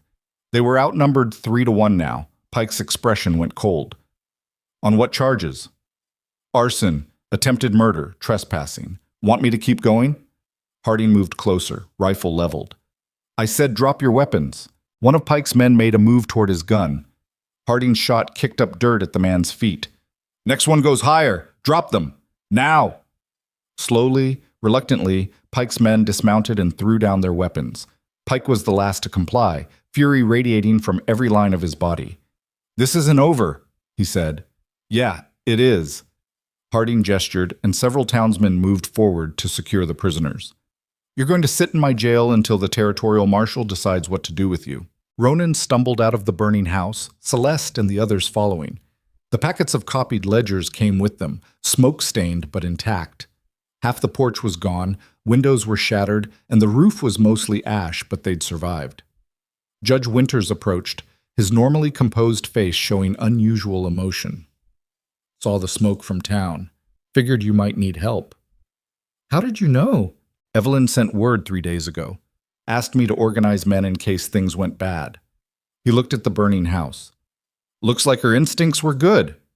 Celeste was staring at the crowd of townspeople, weapons still raised, ready to defend people they barely knew. "Why? Why did you come?" An older rancher stepped forward, Matthews, who ran cattle north of town. "Because that's what we do out here. Someone's in trouble, you help. Doesn't matter if they're new." "But you don't know me. Don't know what I'm accused of." "Don't need to." Matthews glanced at the prisoners. "But I know bounty hunters when I see them, and I know Ronan Mercer. If he says you're worth defending, that's enough for me." Other heads nodded. A woman Celeste recognized from the general store spoke up. "Besides, Evelyn told us what you're really running from, what those ledgers prove. We've all heard stories about the veins, about times someone stood up to them." Pike laughed, harsh and bitter. "You think this changes anything? Vane has lawyers, judges, connections that go all the way to Washington. These people will be dead within a month." "Maybe," Evelyn said, stepping forward with one of the ledger packets. "Or maybe by this time tomorrow, newspapers in 5 cities will be running the full story. Names, dates, evidence of every crime the Vanes have committed for the last decade. By the time their lawyers finish reading the morning papers, it'll be too late to suppress it." Pike's expression shifted, first shock, then calculation, then something close to fear. "You can't." "We already did. The packets went out yesterday, sent through multiple post offices to avoid interception. Even if you'd burned us out, even if you'd found the originals, the copies are beyond your reach now." She smiled coldly. "In 3 days, everyone will know what the Vane Company really is." The fight went out of Pike then. He sagged against the horse he'd been mounted on, and Ronan saw him transform from dangerous hunter to man facing ruin. Whatever the Vanes had promised him, money, protection, none of it would matter once those newspapers ran the story. Harding secured the last prisoner, then turned to Ronan. "You're going to need to give a full statement, and you," he looked at Celeste, "will need to explain everything. No more secrets." "Agreed," Celeste said. "But can we put out the fire first?" They saved most of the house. The porch was a loss, and smoke damage marked every room, but the structure held. By midday, with the prisoners secured in Cheyenne jail and the immediate danger past, exhaustion caught up with everyone. Celeste found Ronan behind the barn, staring at the scorched earth where riders had circled. She sat beside him without asking permission. "Thank you," she said quietly. "For what? Nearly getting you killed? For standing when you could have run? For believing me when you had no reason to?" She touched the ring on her finger. "For making this real when it started as just survival." Ronan looked at her. Smoke smudged her face, her dress was torn, and she looked nothing like the refined woman who'd stepped off the train 2 months ago. She looked like someone who'd fought and survived. "It's not over," he said. "The Vanes will send lawyers. They'll try to discredit the evidence, claim it's forged. Let them try. Evelyn has 6 different experts ready to verify the documents. And once the newspapers run the story, public pressure will force investigations, federal ones." She leaned back against the barn wall. My father spent 2 years building that case. It's solid. He'd be proud of you. I hope so. Her voice wavered. I hope he'd think it was worth it. Worth what? Everything I've put you through. The danger, the fire, the... She gestured at the damaged house. All of it. Celeste. He waited until she looked at him. I made a choice. You didn't force my hand. I could have turned you away at the station, could have sent you off at any point. But I didn't. Because you needed help, and I had it to give. That's not something to apologize for. Even if it put Elsie in danger, Elsie's fine. Scared, probably, but fine. And she learned something important today, that doing right sometimes means taking risks. That's not a bad lesson. They sat in silence for a while, watching smoke curl from the damaged roof. Finally, Celeste said, What happens now? After the story breaks? After the investigations start? I don't know. Never dealt with anything like this before. Will they come after us? The Vanes, I mean? For revenge? Possibly, probably. He turned to face her fully. But they'll have bigger problems than us. Federal investigators don't take kindly to fraud at this scale. And once other victims start coming forward, and they will, the Vanes will be too busy defending themselves to worry about revenge. You sound certain. I'm not. But I'm hopeful. That's different. Celeste smiled, small but genuine. Hope. I'd almost forgotten what that feels like. Inside the house, Miriam was organizing cleanup with the efficiency of a general commanding troops. Townspeople had stayed to help, and the main room was crowded with volunteers sweeping ash, boarding broken windows, assessing damage. Elsie emerged from the cellar, eyes red from crying but otherwise unharmed. She ran straight to Celeste, who caught her and held tight. Are the bad men gone? Elsie asked. They're gone. Forever? For now, and hopefully forever. Good. Elsie pulled back slightly. Were you really scared earlier? Terrified. But you shot at them anyway. I did. Elsie processed this, then nodded solemnly. That's brave. Papa says being brave means doing things even when you're scared. Your papa's right. Does this mean you're staying? Really staying, not just pretend staying? Celeste glanced at Ronan, who'd followed them inside. He gave a small nod. Permission or agreement, she wasn't sure which. Yes, Celeste said. I'm really staying. Okay. Elsie hugged her again, then ran off to help Miriam, already distracted by the excitement of reconstruction. Evelyn approached, looking exhausted but satisfied. The sheriff wants statements from all of us, but he's willing to wait until tomorrow, given the circumstances. What about Pike and his men? Ronan asked. In custody. Harding's charging them with everything he can think of. And once the story breaks, there'll be federal charges too. They're not getting out anytime soon. And us? Are we safe? Safer than you were yesterday. The Vanes can't risk direct action now, too much scrutiny coming their way. They'll fight through lawyers and courts, but the violence is probably over. She paused. Probably. I'll take probably over certainly dead, Celeste said. Over the next 3 days, they waited, repaired the house, gave statements to Sheriff Harding and 2 federal marshals who arrived from Denver, watched the horizon for trouble that didn't come. On the 4th day, Evelyn received telegrams from all 5 newspapers.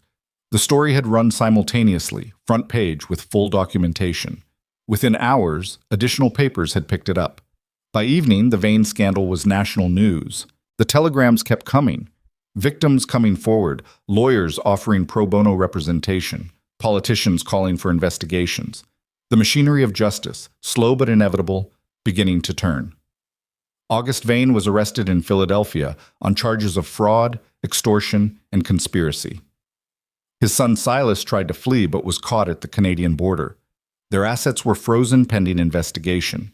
The company's offices were raided, revealing even more evidence of corruption. Everything Celeste's father had died trying to prove was now public knowledge. His name was cleared, his work vindicated. It didn't bring him back, but it meant something. 2 weeks after the attack, a lawyer arrived from Philadelphia, an honest one, representing Celeste's interests.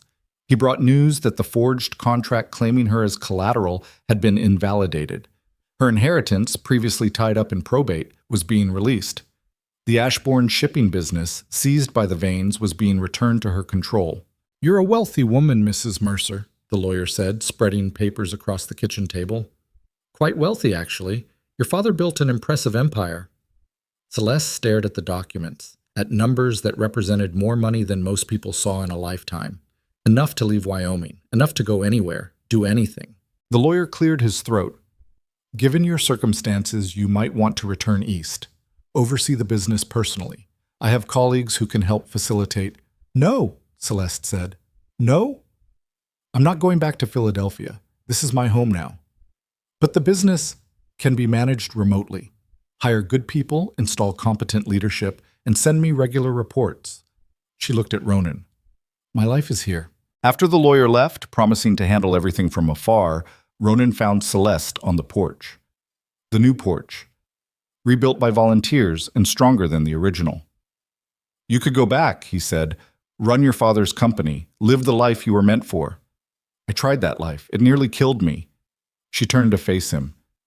This is where I want to be, if you'll have me. Have you? Celeste, we're married. A marriage of convenience, born from necessity. She stepped closer. But it doesn't have to stay that way. If you want, if you're willing. Ronan looked at this woman who'd arrived in silk and was now wearing one of Miriam's practical dresses, who'd learned to shoot and ride and survive, who'd faced down bounty hunters and burning buildings without breaking. I'm willing, he said. If you are. She kissed him then, and it was nothing like the polite brush of lips at their courthouse wedding. It was real and messy and tasted like smoke and survival. When they broke apart, Miriam was in the doorway, arms crossed, trying to look disapproving and failing. About time you two stopped dancing around it. I was beginning to think you'd stay polite strangers forever. How long have you been standing there? Celeste asked. Long enough. Miriam's expression softened. Your father would be proud, girl. Of all of it. I hope so. I know so. You finished what he started. That matters. Elsie appeared beside Miriam, craning to see what was happening. Are you kissing? That's gross. You'll change your mind about that eventually, Ronan said. No, I won't. Boys are stupid. Can't argue with that logic. The next few months brought changes that rippled outward like stones in water. The Vane Company collapsed completely, its assets liquidated to pay restitution to victims. August Vane died in custody before trial, heart attack officially, though rumors whispered otherwise. Silas was convicted on multiple counts and sentenced to 20 years. 43 families received compensation for what they'd lost. 3 corrupt judges were removed from the bench. 2 police captains resigned in disgrace. The scandal reshaped Pennsylvania politics and sent warning shots through financial institutions across the country.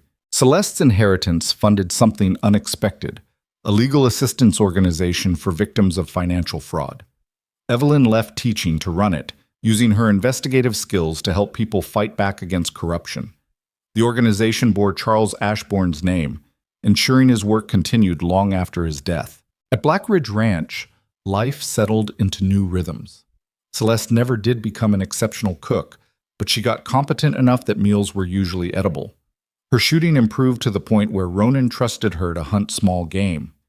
She learned to manage cattle, repair fences, and survive Wyoming winters without complaint. More importantly, she and Elsie formed bonds that went beyond necessity. The girl still wouldn't call her mother, that word belonged to Margaret, but she called her Celeste with warmth that meant family. On the anniversary of Celeste's arrival, they stood at the train depot together. Not to leave, but to meet Evelyn, who was visiting with news about the assistance organization. Strange to be back here, Celeste said, watching steam rise from the arriving train. This platform looked so different a year ago. How so? Terrifying, foreign, like I'd arrived at the edge of the world. She smiled. Now it just looks like home. The train pulled in, passengers descending. Evelyn emerged, waving, carrying newspapers that probably contained updates about ongoing prosecutions. But Ronan wasn't watching Evelyn. He was watching Celeste, seeing how she'd changed. The fear that had haunted her eyes was gone, replaced by confidence earned through survival. The woman who'd once flinched at chickens now stood easy in her own skin, comfortable with who she'd become. "What are you staring at?" she asked. "You. Thinking about how you stepped off that train looking lost." "I was lost. In every way that mattered. And now?" She considered the question seriously. Now I'm found. Or maybe I found myself. Does that sound too dramatic? A little, but you've earned some drama. Evelyn reached them, newspapers under her arm, grinning. You're not going to believe the latest. 3 more banks have implemented new oversight policies to prevent Vane-style fraud, and Congress is considering federal legislation. She launched into details, and Celeste listened with the kind of focus she'd once reserved for surviving the next hour. But now she was thinking bigger, planning longer, building something that would outlast all of them. That evening, back at the ranch, Ronan found Celeste in what used to be the guest room and was now officially hers. Their bedroom, though they'd never actually discussed making it official. Evelyn's staying through the weekend, Celeste said, folding laundry. Says she wants to help with the spring planting. Evelyn doesn't know anything about planting. Neither did I when I arrived. She'll learn. Celeste set down a shirt. Ronan, I've been thinking. About? The future. What we're building here. She gestured vaguely. The ranch is doing well. My inheritance provides security. Elsie's growing up, and the work Evelyn's doing, it's important, but it's just the start. What are you suggesting? Expansion. Not of the ranch, necessarily, though that too, but of what we represent. We proved that ordinary people can fight back against corruption and win. That story matters. I want to help others do the same. How? I'm not sure yet. But with resources and connections and people like Evelyn willing to do the work, we could make a real difference. Not just reacting to fraud, but preventing it. Her eyes lit up the way they did when she was planning something ambitious. What do you think? Ronan looked at his wife, still strange to think of her that way, though less strange than it used to be, and saw the same determination that had kept her alive through impossible odds. I think you should do it, he said, and I think your father would be proud. You keep saying that, because it's true. He fought for justice and died trying. You finished what he started and are building beyond it. That's exactly what he would have wanted. Celeste was quiet for a moment. I miss him. Still. Every day. I know. I still miss Margaret, too. He moved closer. But missing them doesn't mean we stop living, just means we carry them forward. Is that what we're doing? Carrying them forward? Among other things. He pulled her close, and she leaned into him, comfortable in a way that had taken months to develop. We're also building something new. Something that's ours. Ours, she repeated, like testing the word. I like how that sounds. Outside, Wyoming wind rattled the new windows, and snow was starting to fall, the first of the season. Inside, the house was warm, secure, rebuilt stronger than before. Elsie was asleep in her room. Miriam was in the kitchen preparing tomorrow's bread. Evelyn was in the guest room writing letters to lawyers and victims. It was ordinary, domestic. Everything Celeste had once fled from in Philadelphia, but entirely different because she'd chosen it, because it was built on truth instead of obligation, partnership instead of property. Later that night, lying in darkness with Ronan sleeping beside her, Celeste thought about the journey that had brought her here. The train ride west, the frozen platform, the desperate gamble of a mail-order bride arrangement, the terror of being hunted, the fire, the fight. All of it had led to this moment. Peace earned through survival, love built through shared struggle, a future that was finally, completely hers to choose. She thought about that forged contract, the document that had claimed she was property to be transferred. The Vanes had believed they owned her, could control her fate through manipulation and force. They'd been wrong. Celeste had taken control of her own story, had transformed from victim to survivor to fighter, had gone from running to standing her ground, from hiding evidence to exposing it, from desperate stranger to woman with purpose. The contract was ash now, burned along with the Vane Empire. And Celeste was here, in Wyoming, building a life that no one could forge or steal or claim. She'd arrived at that train station expecting exile. She'd found home instead. And that, she thought, as sleep finally claimed her, was the best revenge of all. Spring came to Wyoming the way it always did, reluctant, fighting winter for every inch of ground. But when it finally arrived, the transformation was startling. Snow melted into rivers that carved new paths through the prairie. Grass pushed through frozen earth. The cattle that had huddled together for warmth spread out across pastures, and the whole world seemed to exhale after months of holding its breath. Celeste stood on the rebuilt porch, watching sunrise paint the mountains pink and gold. 2 years had passed since she'd stepped off that train, and some mornings she still couldn't quite believe she was here, that this was her life. Behind her, the door opened and Ronan emerged carrying 2 cups of coffee. He handed her one without speaking, and they stood together in comfortable silence. This had become their ritual, watching dawn break while the house was still quiet before the day's demands took over.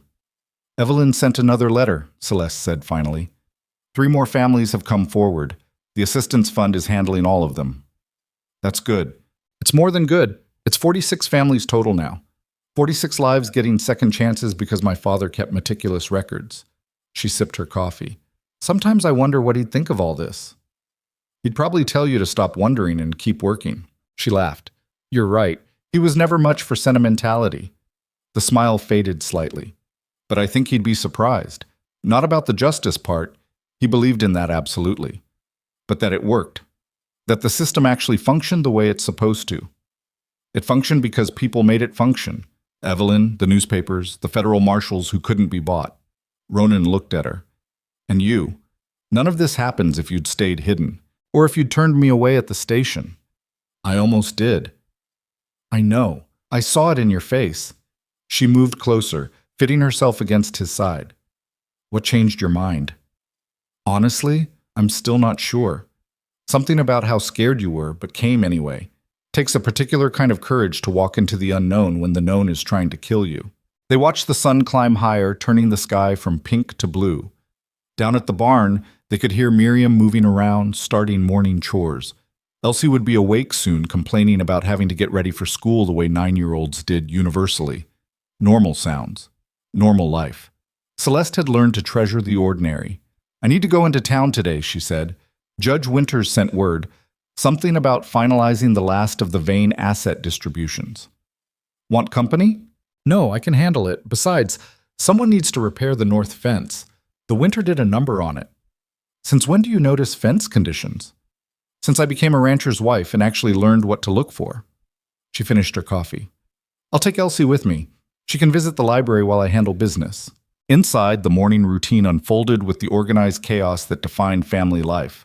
Elsie appeared in her nightgown, hair a disaster, already negotiating about breakfast.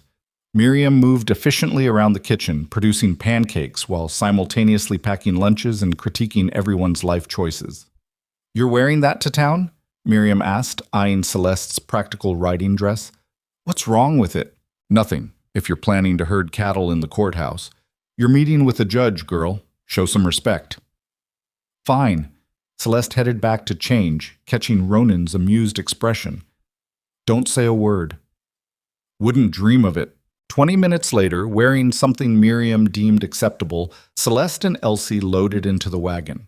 The girl was talking nonstop about a book she'd read, something involving pirates and treasure, and Celeste listened with half her attention while navigating the rutted road to town. Cheyenne had grown in 2 years.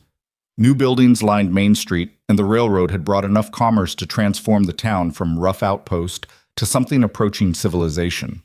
People recognized Celeste now, greeted her with respect instead of suspicion. The story of the Vane takedown had become local legend, and she'd somehow become part of it, the refined Eastern lady who'd helped bring down an empire. She found the legend version embarrassing. The reality had been messier, scarier, and far less heroic than people imagined. Judge Winters' office was cluttered, as always, papers stacked in precarious towers that threatened to avalanche at any moment. The judge himself looked older than 2 years should account for, but his eyes were still sharp. "Mrs. Mercer." He stood, gesturing to a chair. "Thank you for coming. Your message said it was important." "It is. We finalized the last asset distribution from the Vane estate. Every victim who came forward has received restitution." He pushed a ledger across the desk. "This shows the final accounting." Celeste scanned the numbers, checking them against her own records. Everything matched. "This is more than I expected." The Vanes were very good at stealing money. Fortunately, they were also good at hiding it in places federal investigators could find. Winters leaned back. "There's one more matter. A personal one." "What kind of personal?" Silas Vane has requested to see you. He's being held in Philadelphia pending transfer to federal prison. Says he has information you'd want to hear. The name hit like a fist. Celeste hadn't thought about Silas Vane in months, had deliberately avoided thinking about him. The man who'd tried to claim her as property, who'd sent bounty hunters across the country. No, she said flatly. You're certain? He insists it's important. I don't care what he insists. He's locked away where he belongs. That's all I need from him. Winters studied her carefully. You've come a long way from the woman who arrived here terrified. It's good to see. That woman is still here. She's just learned to be terrified and functional at the same time. Celeste stood. Is there anything else? Actually, yes. A different matter entirely. He pulled out another document. There's a widow outside of town, Martha Henderson. Her husband died last fall, and she's struggling to keep their ranch running. She's facing foreclosure from a bank that's, well, let's say their lending practices are questionable. You want me to help her. I want you to consider it. The Assistance Fund has done remarkable work with Vane victims. But there are people here right now facing similar situations. Local predators instead of Eastern empires, but the pattern's the same. Celeste took the document, scanning details. Martha Henderson, 43, widowed with 3 children. The bank was claiming she'd defaulted on a loan that the paperwork suggested might have been modified without her knowledge. I'll look into it, she said. That's all I ask. Outside, Elsie was waiting on the courthouse steps, nose buried in a new book. She looked up when Celeste emerged. Can we get lunch at the restaurant, please? We need to get back. Please? I finished all my schoolwork, and I was good during the meeting. Celeste sighed. Fine, but just a quick lunch. The restaurant was crowded, but they found a table near the window. While Elsie ordered enough food for 3 people, Celeste watched people passing on the street. She recognized most of them now, the baker, the blacksmith, the woman who ran the boarding house. This had become her town. These had become her people. Strange how that happened. How belonging snuck up on you when you weren't looking. Are you sad? Elsie asked suddenly. What makes you think that? You have your sad face, the one you get when you're thinking about your papa. Celeste was continually surprised by how perceptive Elsie had become. I was thinking about someone else, actually. Someone from before I came here. Someone bad? Very bad. But he's in prison now, so he can't hurt anyone anymore. Good. Elsie attacked her sandwich with 9-year-old efficiency. Miss Sarah at school says you're famous, that you took down evil men like a hero in a story. Miss Sarah exaggerates. I just did what needed doing.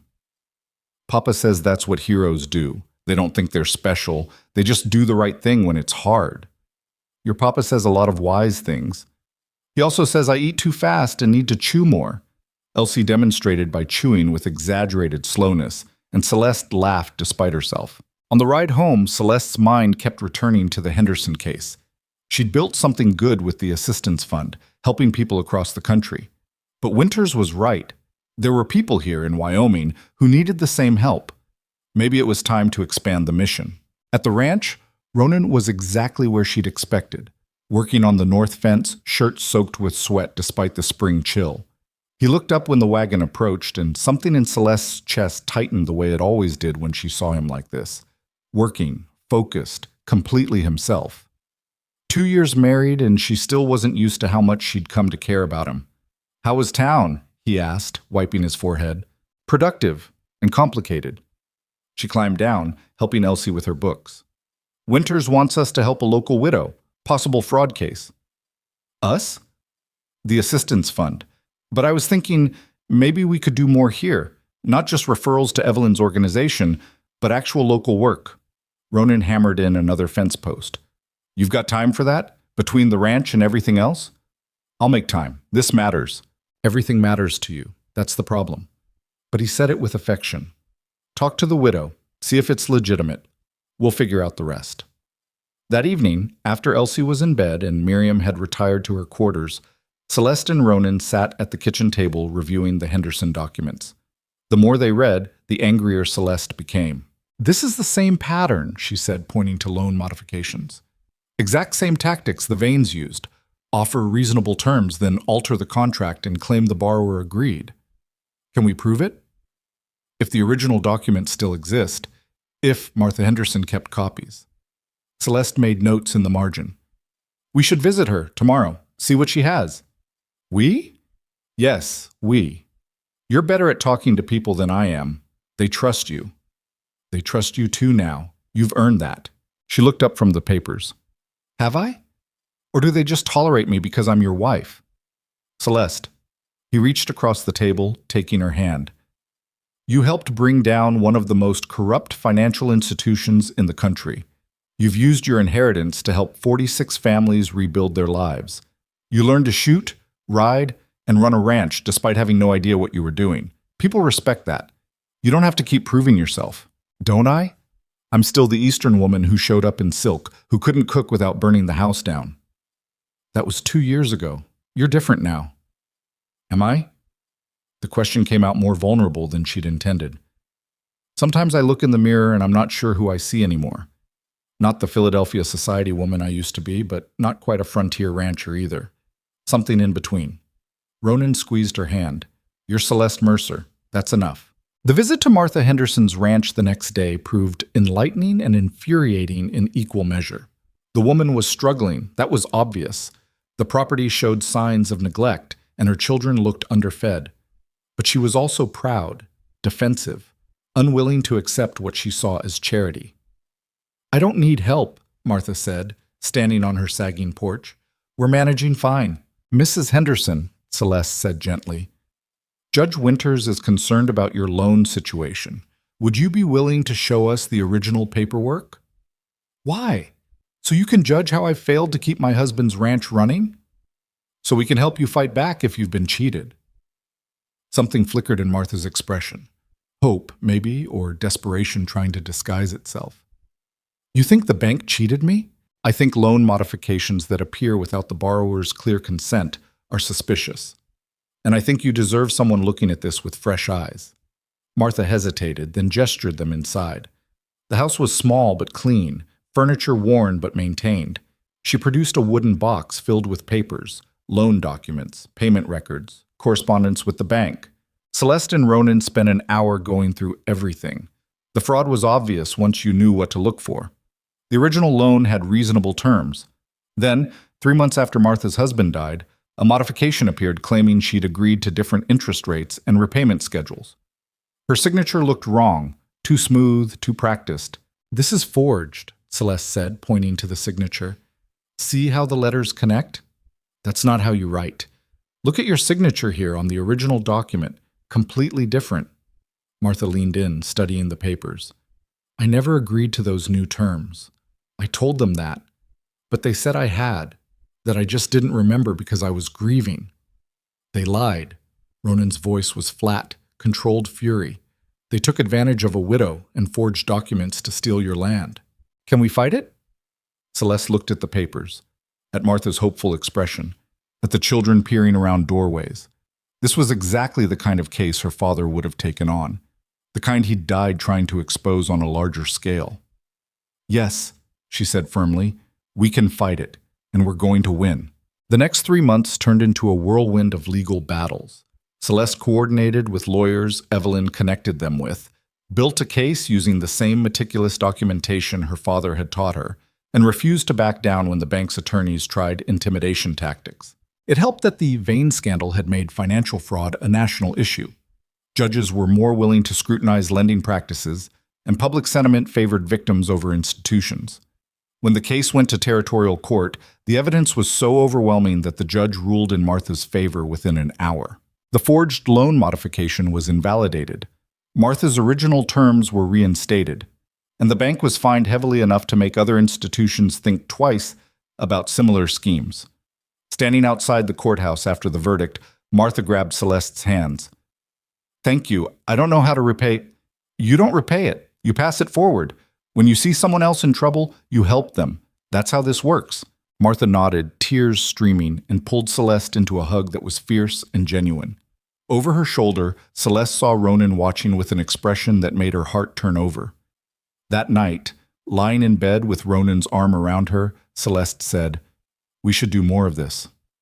More legal battles, more helping. There are probably dozens of cases like Martha's in Wyoming alone. And we have resources, connections, experience. She turned to face him. We could make this a permanent thing. Expand the assistance fund to handle local cases. That's a lot of work. I know, but it's the right work, the important work. She paused. Is that naive? Thinking we can actually make a difference? No, it's hopeful. There's a difference. He tucked a strand of hair behind her ear. Your father fought because he believed the system could work if good people made it work. You're proving he was right. I wish he could see it. Maybe he can. Who knows? Ronan's tone was light, but his eyes were serious. Either way, he'd be proud. I'm certain of that. Celeste felt tears threaten and pushed them back. She'd learned that grief didn't disappear. It just changed shape, became something you carried instead of something that carried you. Some days it was manageable. Some days it wasn't. But it was always there, a permanent part of who she'd become. The expansion of the assistance fund happened gradually over the following year. Evelyn remained in charge of the national operation, but Celeste established a Wyoming branch focused on local cases. They handled everything from fraudulent loans to contract disputes to situations where people needed legal help but couldn't afford it. The work was exhausting and rewarding in equal measure. Some cases they won easily, others dragged through courts for months. A few they lost, which hurt worse than Celeste expected. But they kept fighting, kept helping, kept proving that ordinary people could stand up to predatory practices and win. Black Ridge Ranch thrived alongside the assistance work.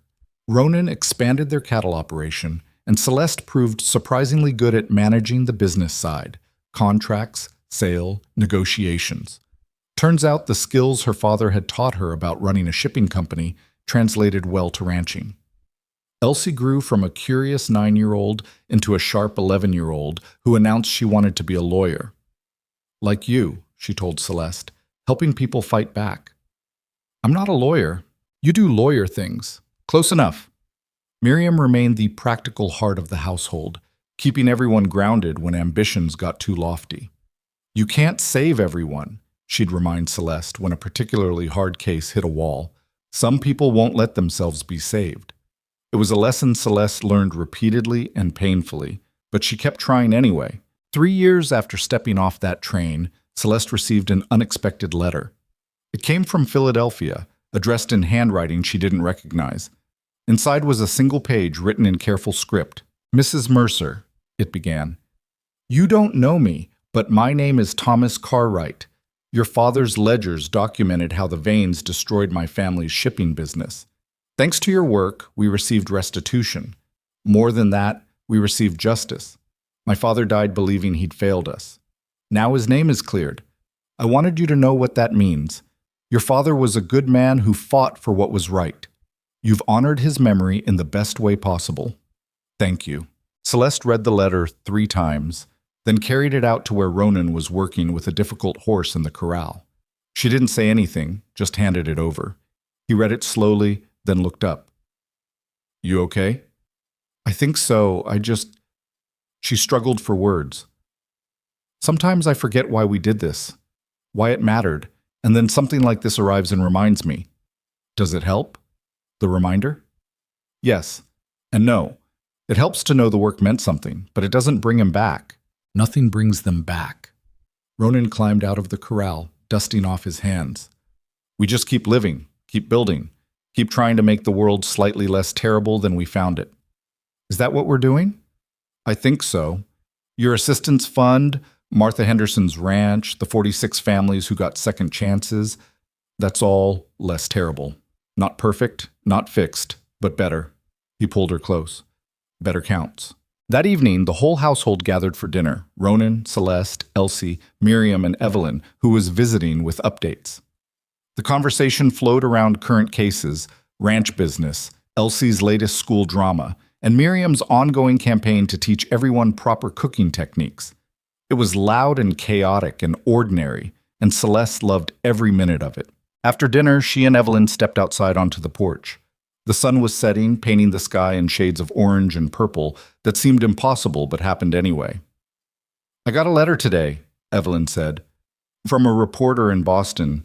He's investigating financial fraud cases and wants to know our methodology. Are you going to help him? Of course. That's the whole point. Spread the knowledge. Make it harder for these schemes to work. She glanced at Celeste. We've helped 93 families now. 93 lives that are better because your father kept records and you had the courage to use them. We had the courage. You, me, Ronan, everyone who stood up when it mattered. Fair point. Evelyn leaned against the railing. Do you ever regret it? Coming west? The whole mail-order bride scheme? Celeste thought about the question seriously. I regret the circumstances that forced it. I regret that my father died and the veins existed, but coming here, meeting Ronan, building this life? She shook her head. No, I don't regret that. Even though it was terrifying, especially because it was terrifying, the terrifying parts are what make you grow. She smiled. That's something Miriam taught me. Said frontier life strips away everything unnecessary and shows you who you really are underneath. And who are you underneath? Still figuring that out. But I think I'm someone who doesn't run anymore. Someone who stands and fights when it matters. Inside, Ronan was helping Elsie with homework while Miriam cleaned up dinner. Through the window, Celeste could see them working together, comfortable and familiar. Her family. Not the one she'd been born into, but the one she'd found. Years continued to pass, marked by seasons and small victories. The Assistance Fund helped hundreds of families across multiple territories. Celeste's inheritance, carefully managed, provided sustainable funding. Evelyn published a book about financial fraud detection that became required reading for banking regulators. Judge Winters cited their cases in rulings that reshaped territorial law. Black Ridge Ranch became one of the most successful operations in Wyoming, known for quality cattle and fair business practices. Ronan's reputation as an honest rancher opened doors. Celeste's reputation as someone who fought corruption opened others. Elsie turned 16 and announced she was definitely becoming a lawyer, then changed her mind and said doctor, then changed back to lawyer. I want to help people like you do, she explained. Just haven't decided the best way yet. You've got time to figure it out, Celeste assured her. But what if I make the wrong choice? Then you make a different choice. Life's not one decision, it's thousands of small ones, and you adjust as you go. Miriam's health began failing in year 7. She refused to acknowledge it at first, kept working with the same efficiency despite obvious pain. Finally, Ronan insisted she see a doctor in Denver. The diagnosis was cancer.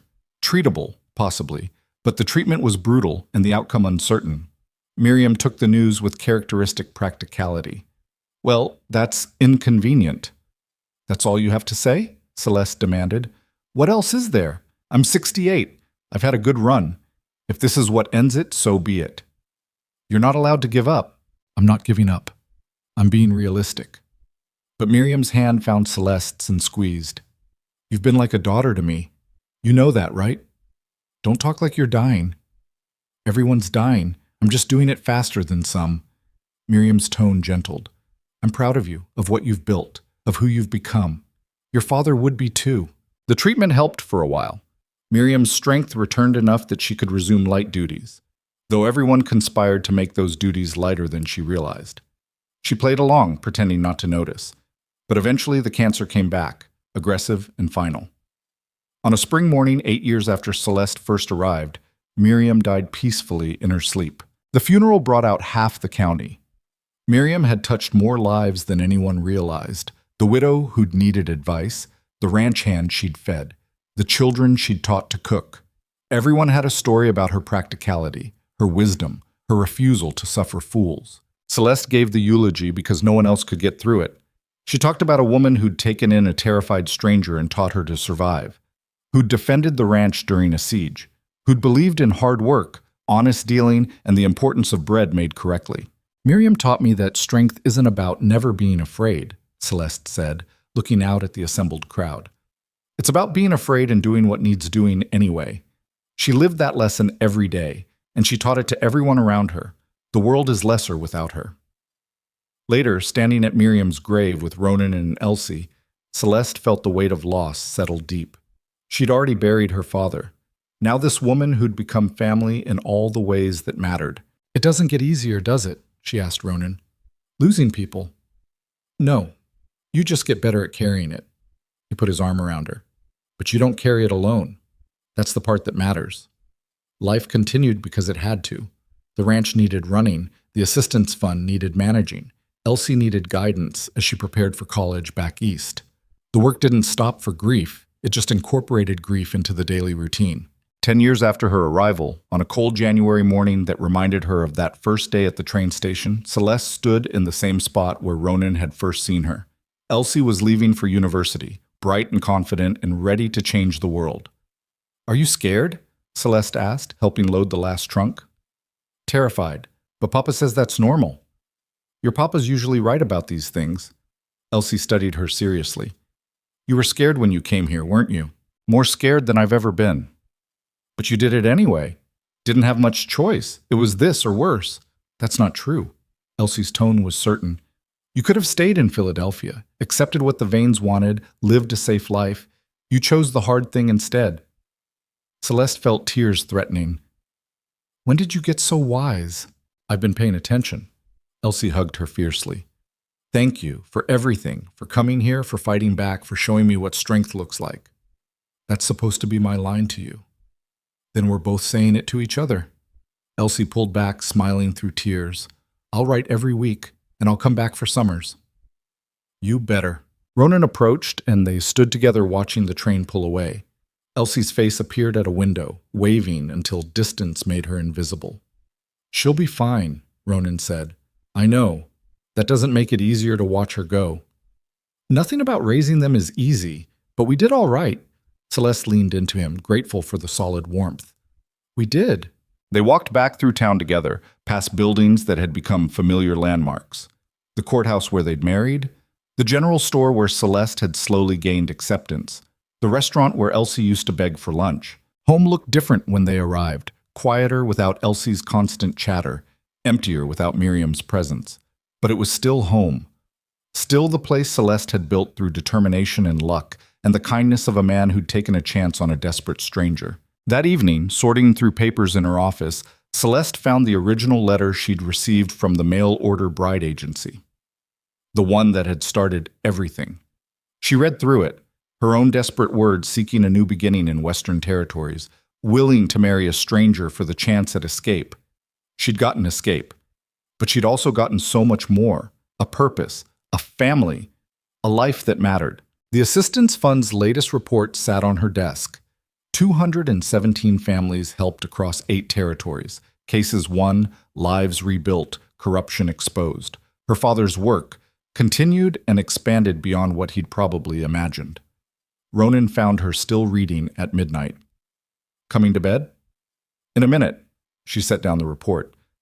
"I was just thinking about how strange life is, how one desperate decision can change everything." "You mean coming here?" "I mean all of it. My father investigating the Vanes, me running west, you deciding to help instead of turning me away."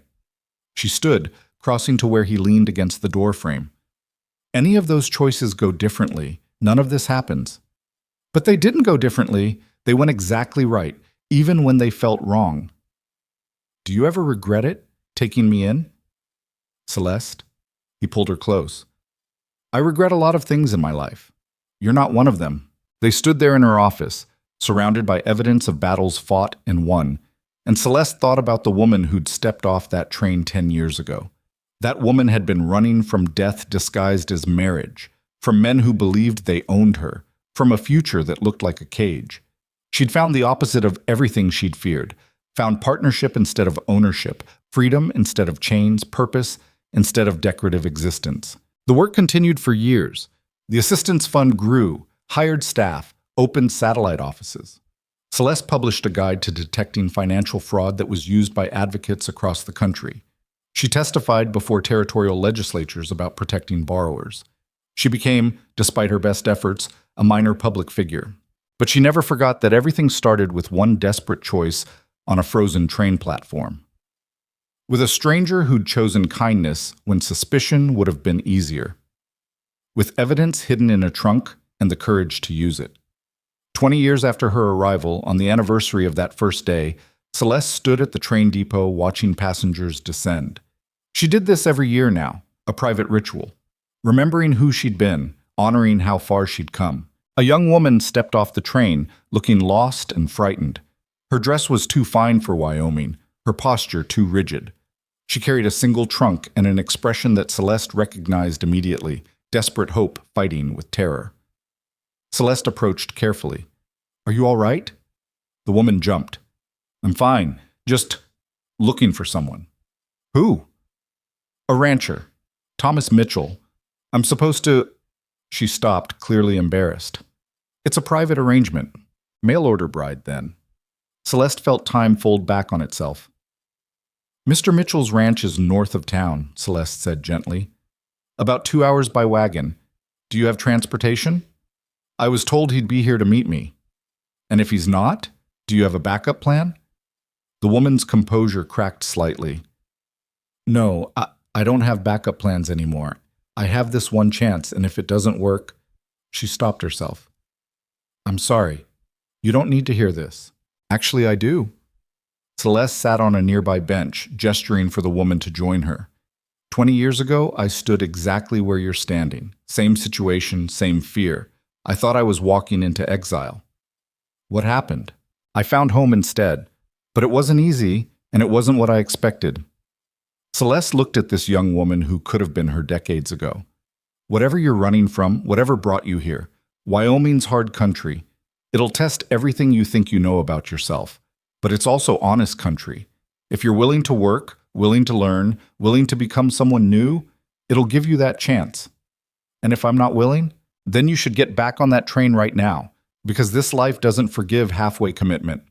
The woman processed this, fear and determination fighting in her expression. "The man I'm supposed to marry, do you know him? Tom Mitchell? Good man. Fair rancher. Lost his wife 2 years back. Has 3 young children who need a mother." Celeste paused. "He'll work you hard. The ranch will test you daily.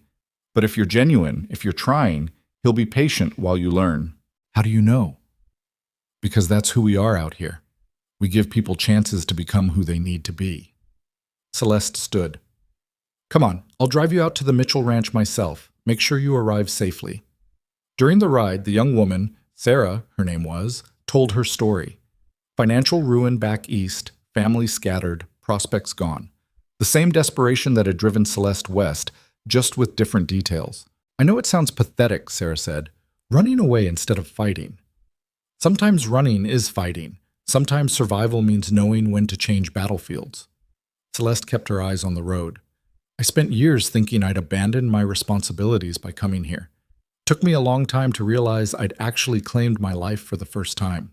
At the Mitchell Ranch, Tom appeared, a solid, weathered man who looked at Sarah with the same mixture of hope and uncertainty Ronan must have shown Celeste. His 3 children peered from windows, evaluating. "Mr. Mitchell," Celeste said, "this is Sarah. She's come a long way. Treat her well." "I will, Mrs. Mercer. You have my word." Driving back to town, Celeste thought about circles and cycles. How she'd been on the receiving end of kindness and was now offering it forward. How the woman she'd been would barely recognize the woman she'd become. At Black Ridge, Ronan was waiting on the porch. At 73, he'd slowed down but not stopped. They'd hired hands to do the heavy work, but he still rode fence lines and checked cattle with the dedication of someone half his age. "You're late," he observed. Helped someone at the train station, a mail-order bride who looked lost. Understanding crossed his face. "Like you were." "Exactly like I was." Made me remember that first day, how terrified I was, how certain everything would be terrible. And was it? The opposite. She climbed the steps, kissing him gently. It was exactly what I needed, even though I didn't know I needed it. They sat together on the porch, watching sunset paint the mountains. This had become their ritual in later years, bearing witness to beauty that happened whether anyone watched or not. "The Assistance Fund helped its 500th family last week," Celeste said. "Evelyn sent word. Your father would be proud." "You always say that." "Because it's always true." Ronan took her hand, fingers interlacing with practiced ease. "You took his work and made it bigger than he ever imagined, made it matter in ways that will outlast all of us." "We did, not just me." "All right, we did." They sat in comfortable silence while the sky darkened and stars emerged. Celeste thought about the journey that had brought her here. The terror, the transformation, the unexpected joy of building a life from scratch. She thought about her father, Gone 23 years now, but still present in every case they won, every family they helped. Thought about Miriam, whose practical wisdom still guided decisions. Thought about Elsie, now a lawyer in San Francisco, carrying forward the fight against corruption in her own way. Thought about all those people whose lives had intersected with hers, changed by the collision or changing her in return. Judge Winters, Evelyn, Martha Henderson, Sheriff Harding, the townspeople who'd ridden to defend a stranger because it was the right thing to do. Thought about Ronan, who'd taken a chance on a desperate woman and ended up with a partner, a wife, a co-conspirator in making the world slightly better. "What are you thinking about?" Ronan asked. "Everything. How it all connected. How one choice led to another until here we are." "Regrets?" "Not a single one." She meant it. "You?" "Only that I almost turned you away at the station. Almost made the safe choice instead of the right one." "But you didn't." "No, I didn't." He squeezed her hand. "Best decision I ever made." The stars multiplied overhead, familiar constellations marking time and space. Celeste had learned their names over the years, learned to navigate by them, learned to find beauty in their cold certainty. She'd come west as someone's property, marked by forged documents that claimed she could be owned. She'd become someone who fought ownership, who proved that people could rewrite their own stories if they had courage enough. The woman at the train station, terrified, desperate, running, was still part of her, would always be part of her. But she was joined now by the woman who'd learned to shoot, to fight, to stand firm when standing was impossible. The woman who'd exposed corruption and helped hundreds rebuild their lives. The woman who'd found love in the last place she expected and built a family from strangers who became everything. Transformation wasn't a single moment.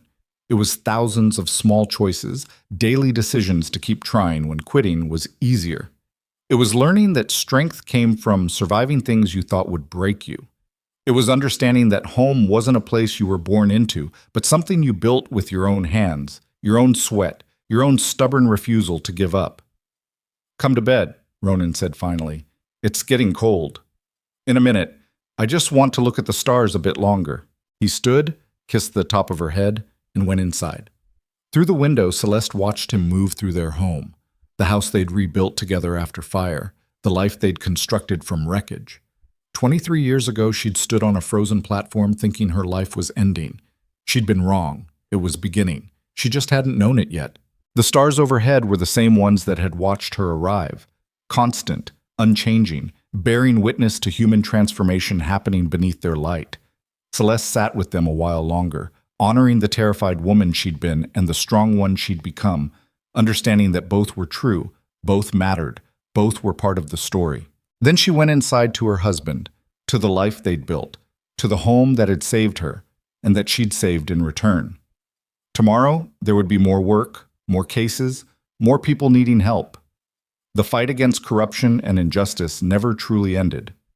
But tonight, there was just this: warmth, safety, the profound satisfaction of having survived impossible things and become someone worth being. And that, Celeste thought, as she climbed into bed beside the man who'd chosen kindness over caution, was more than enough.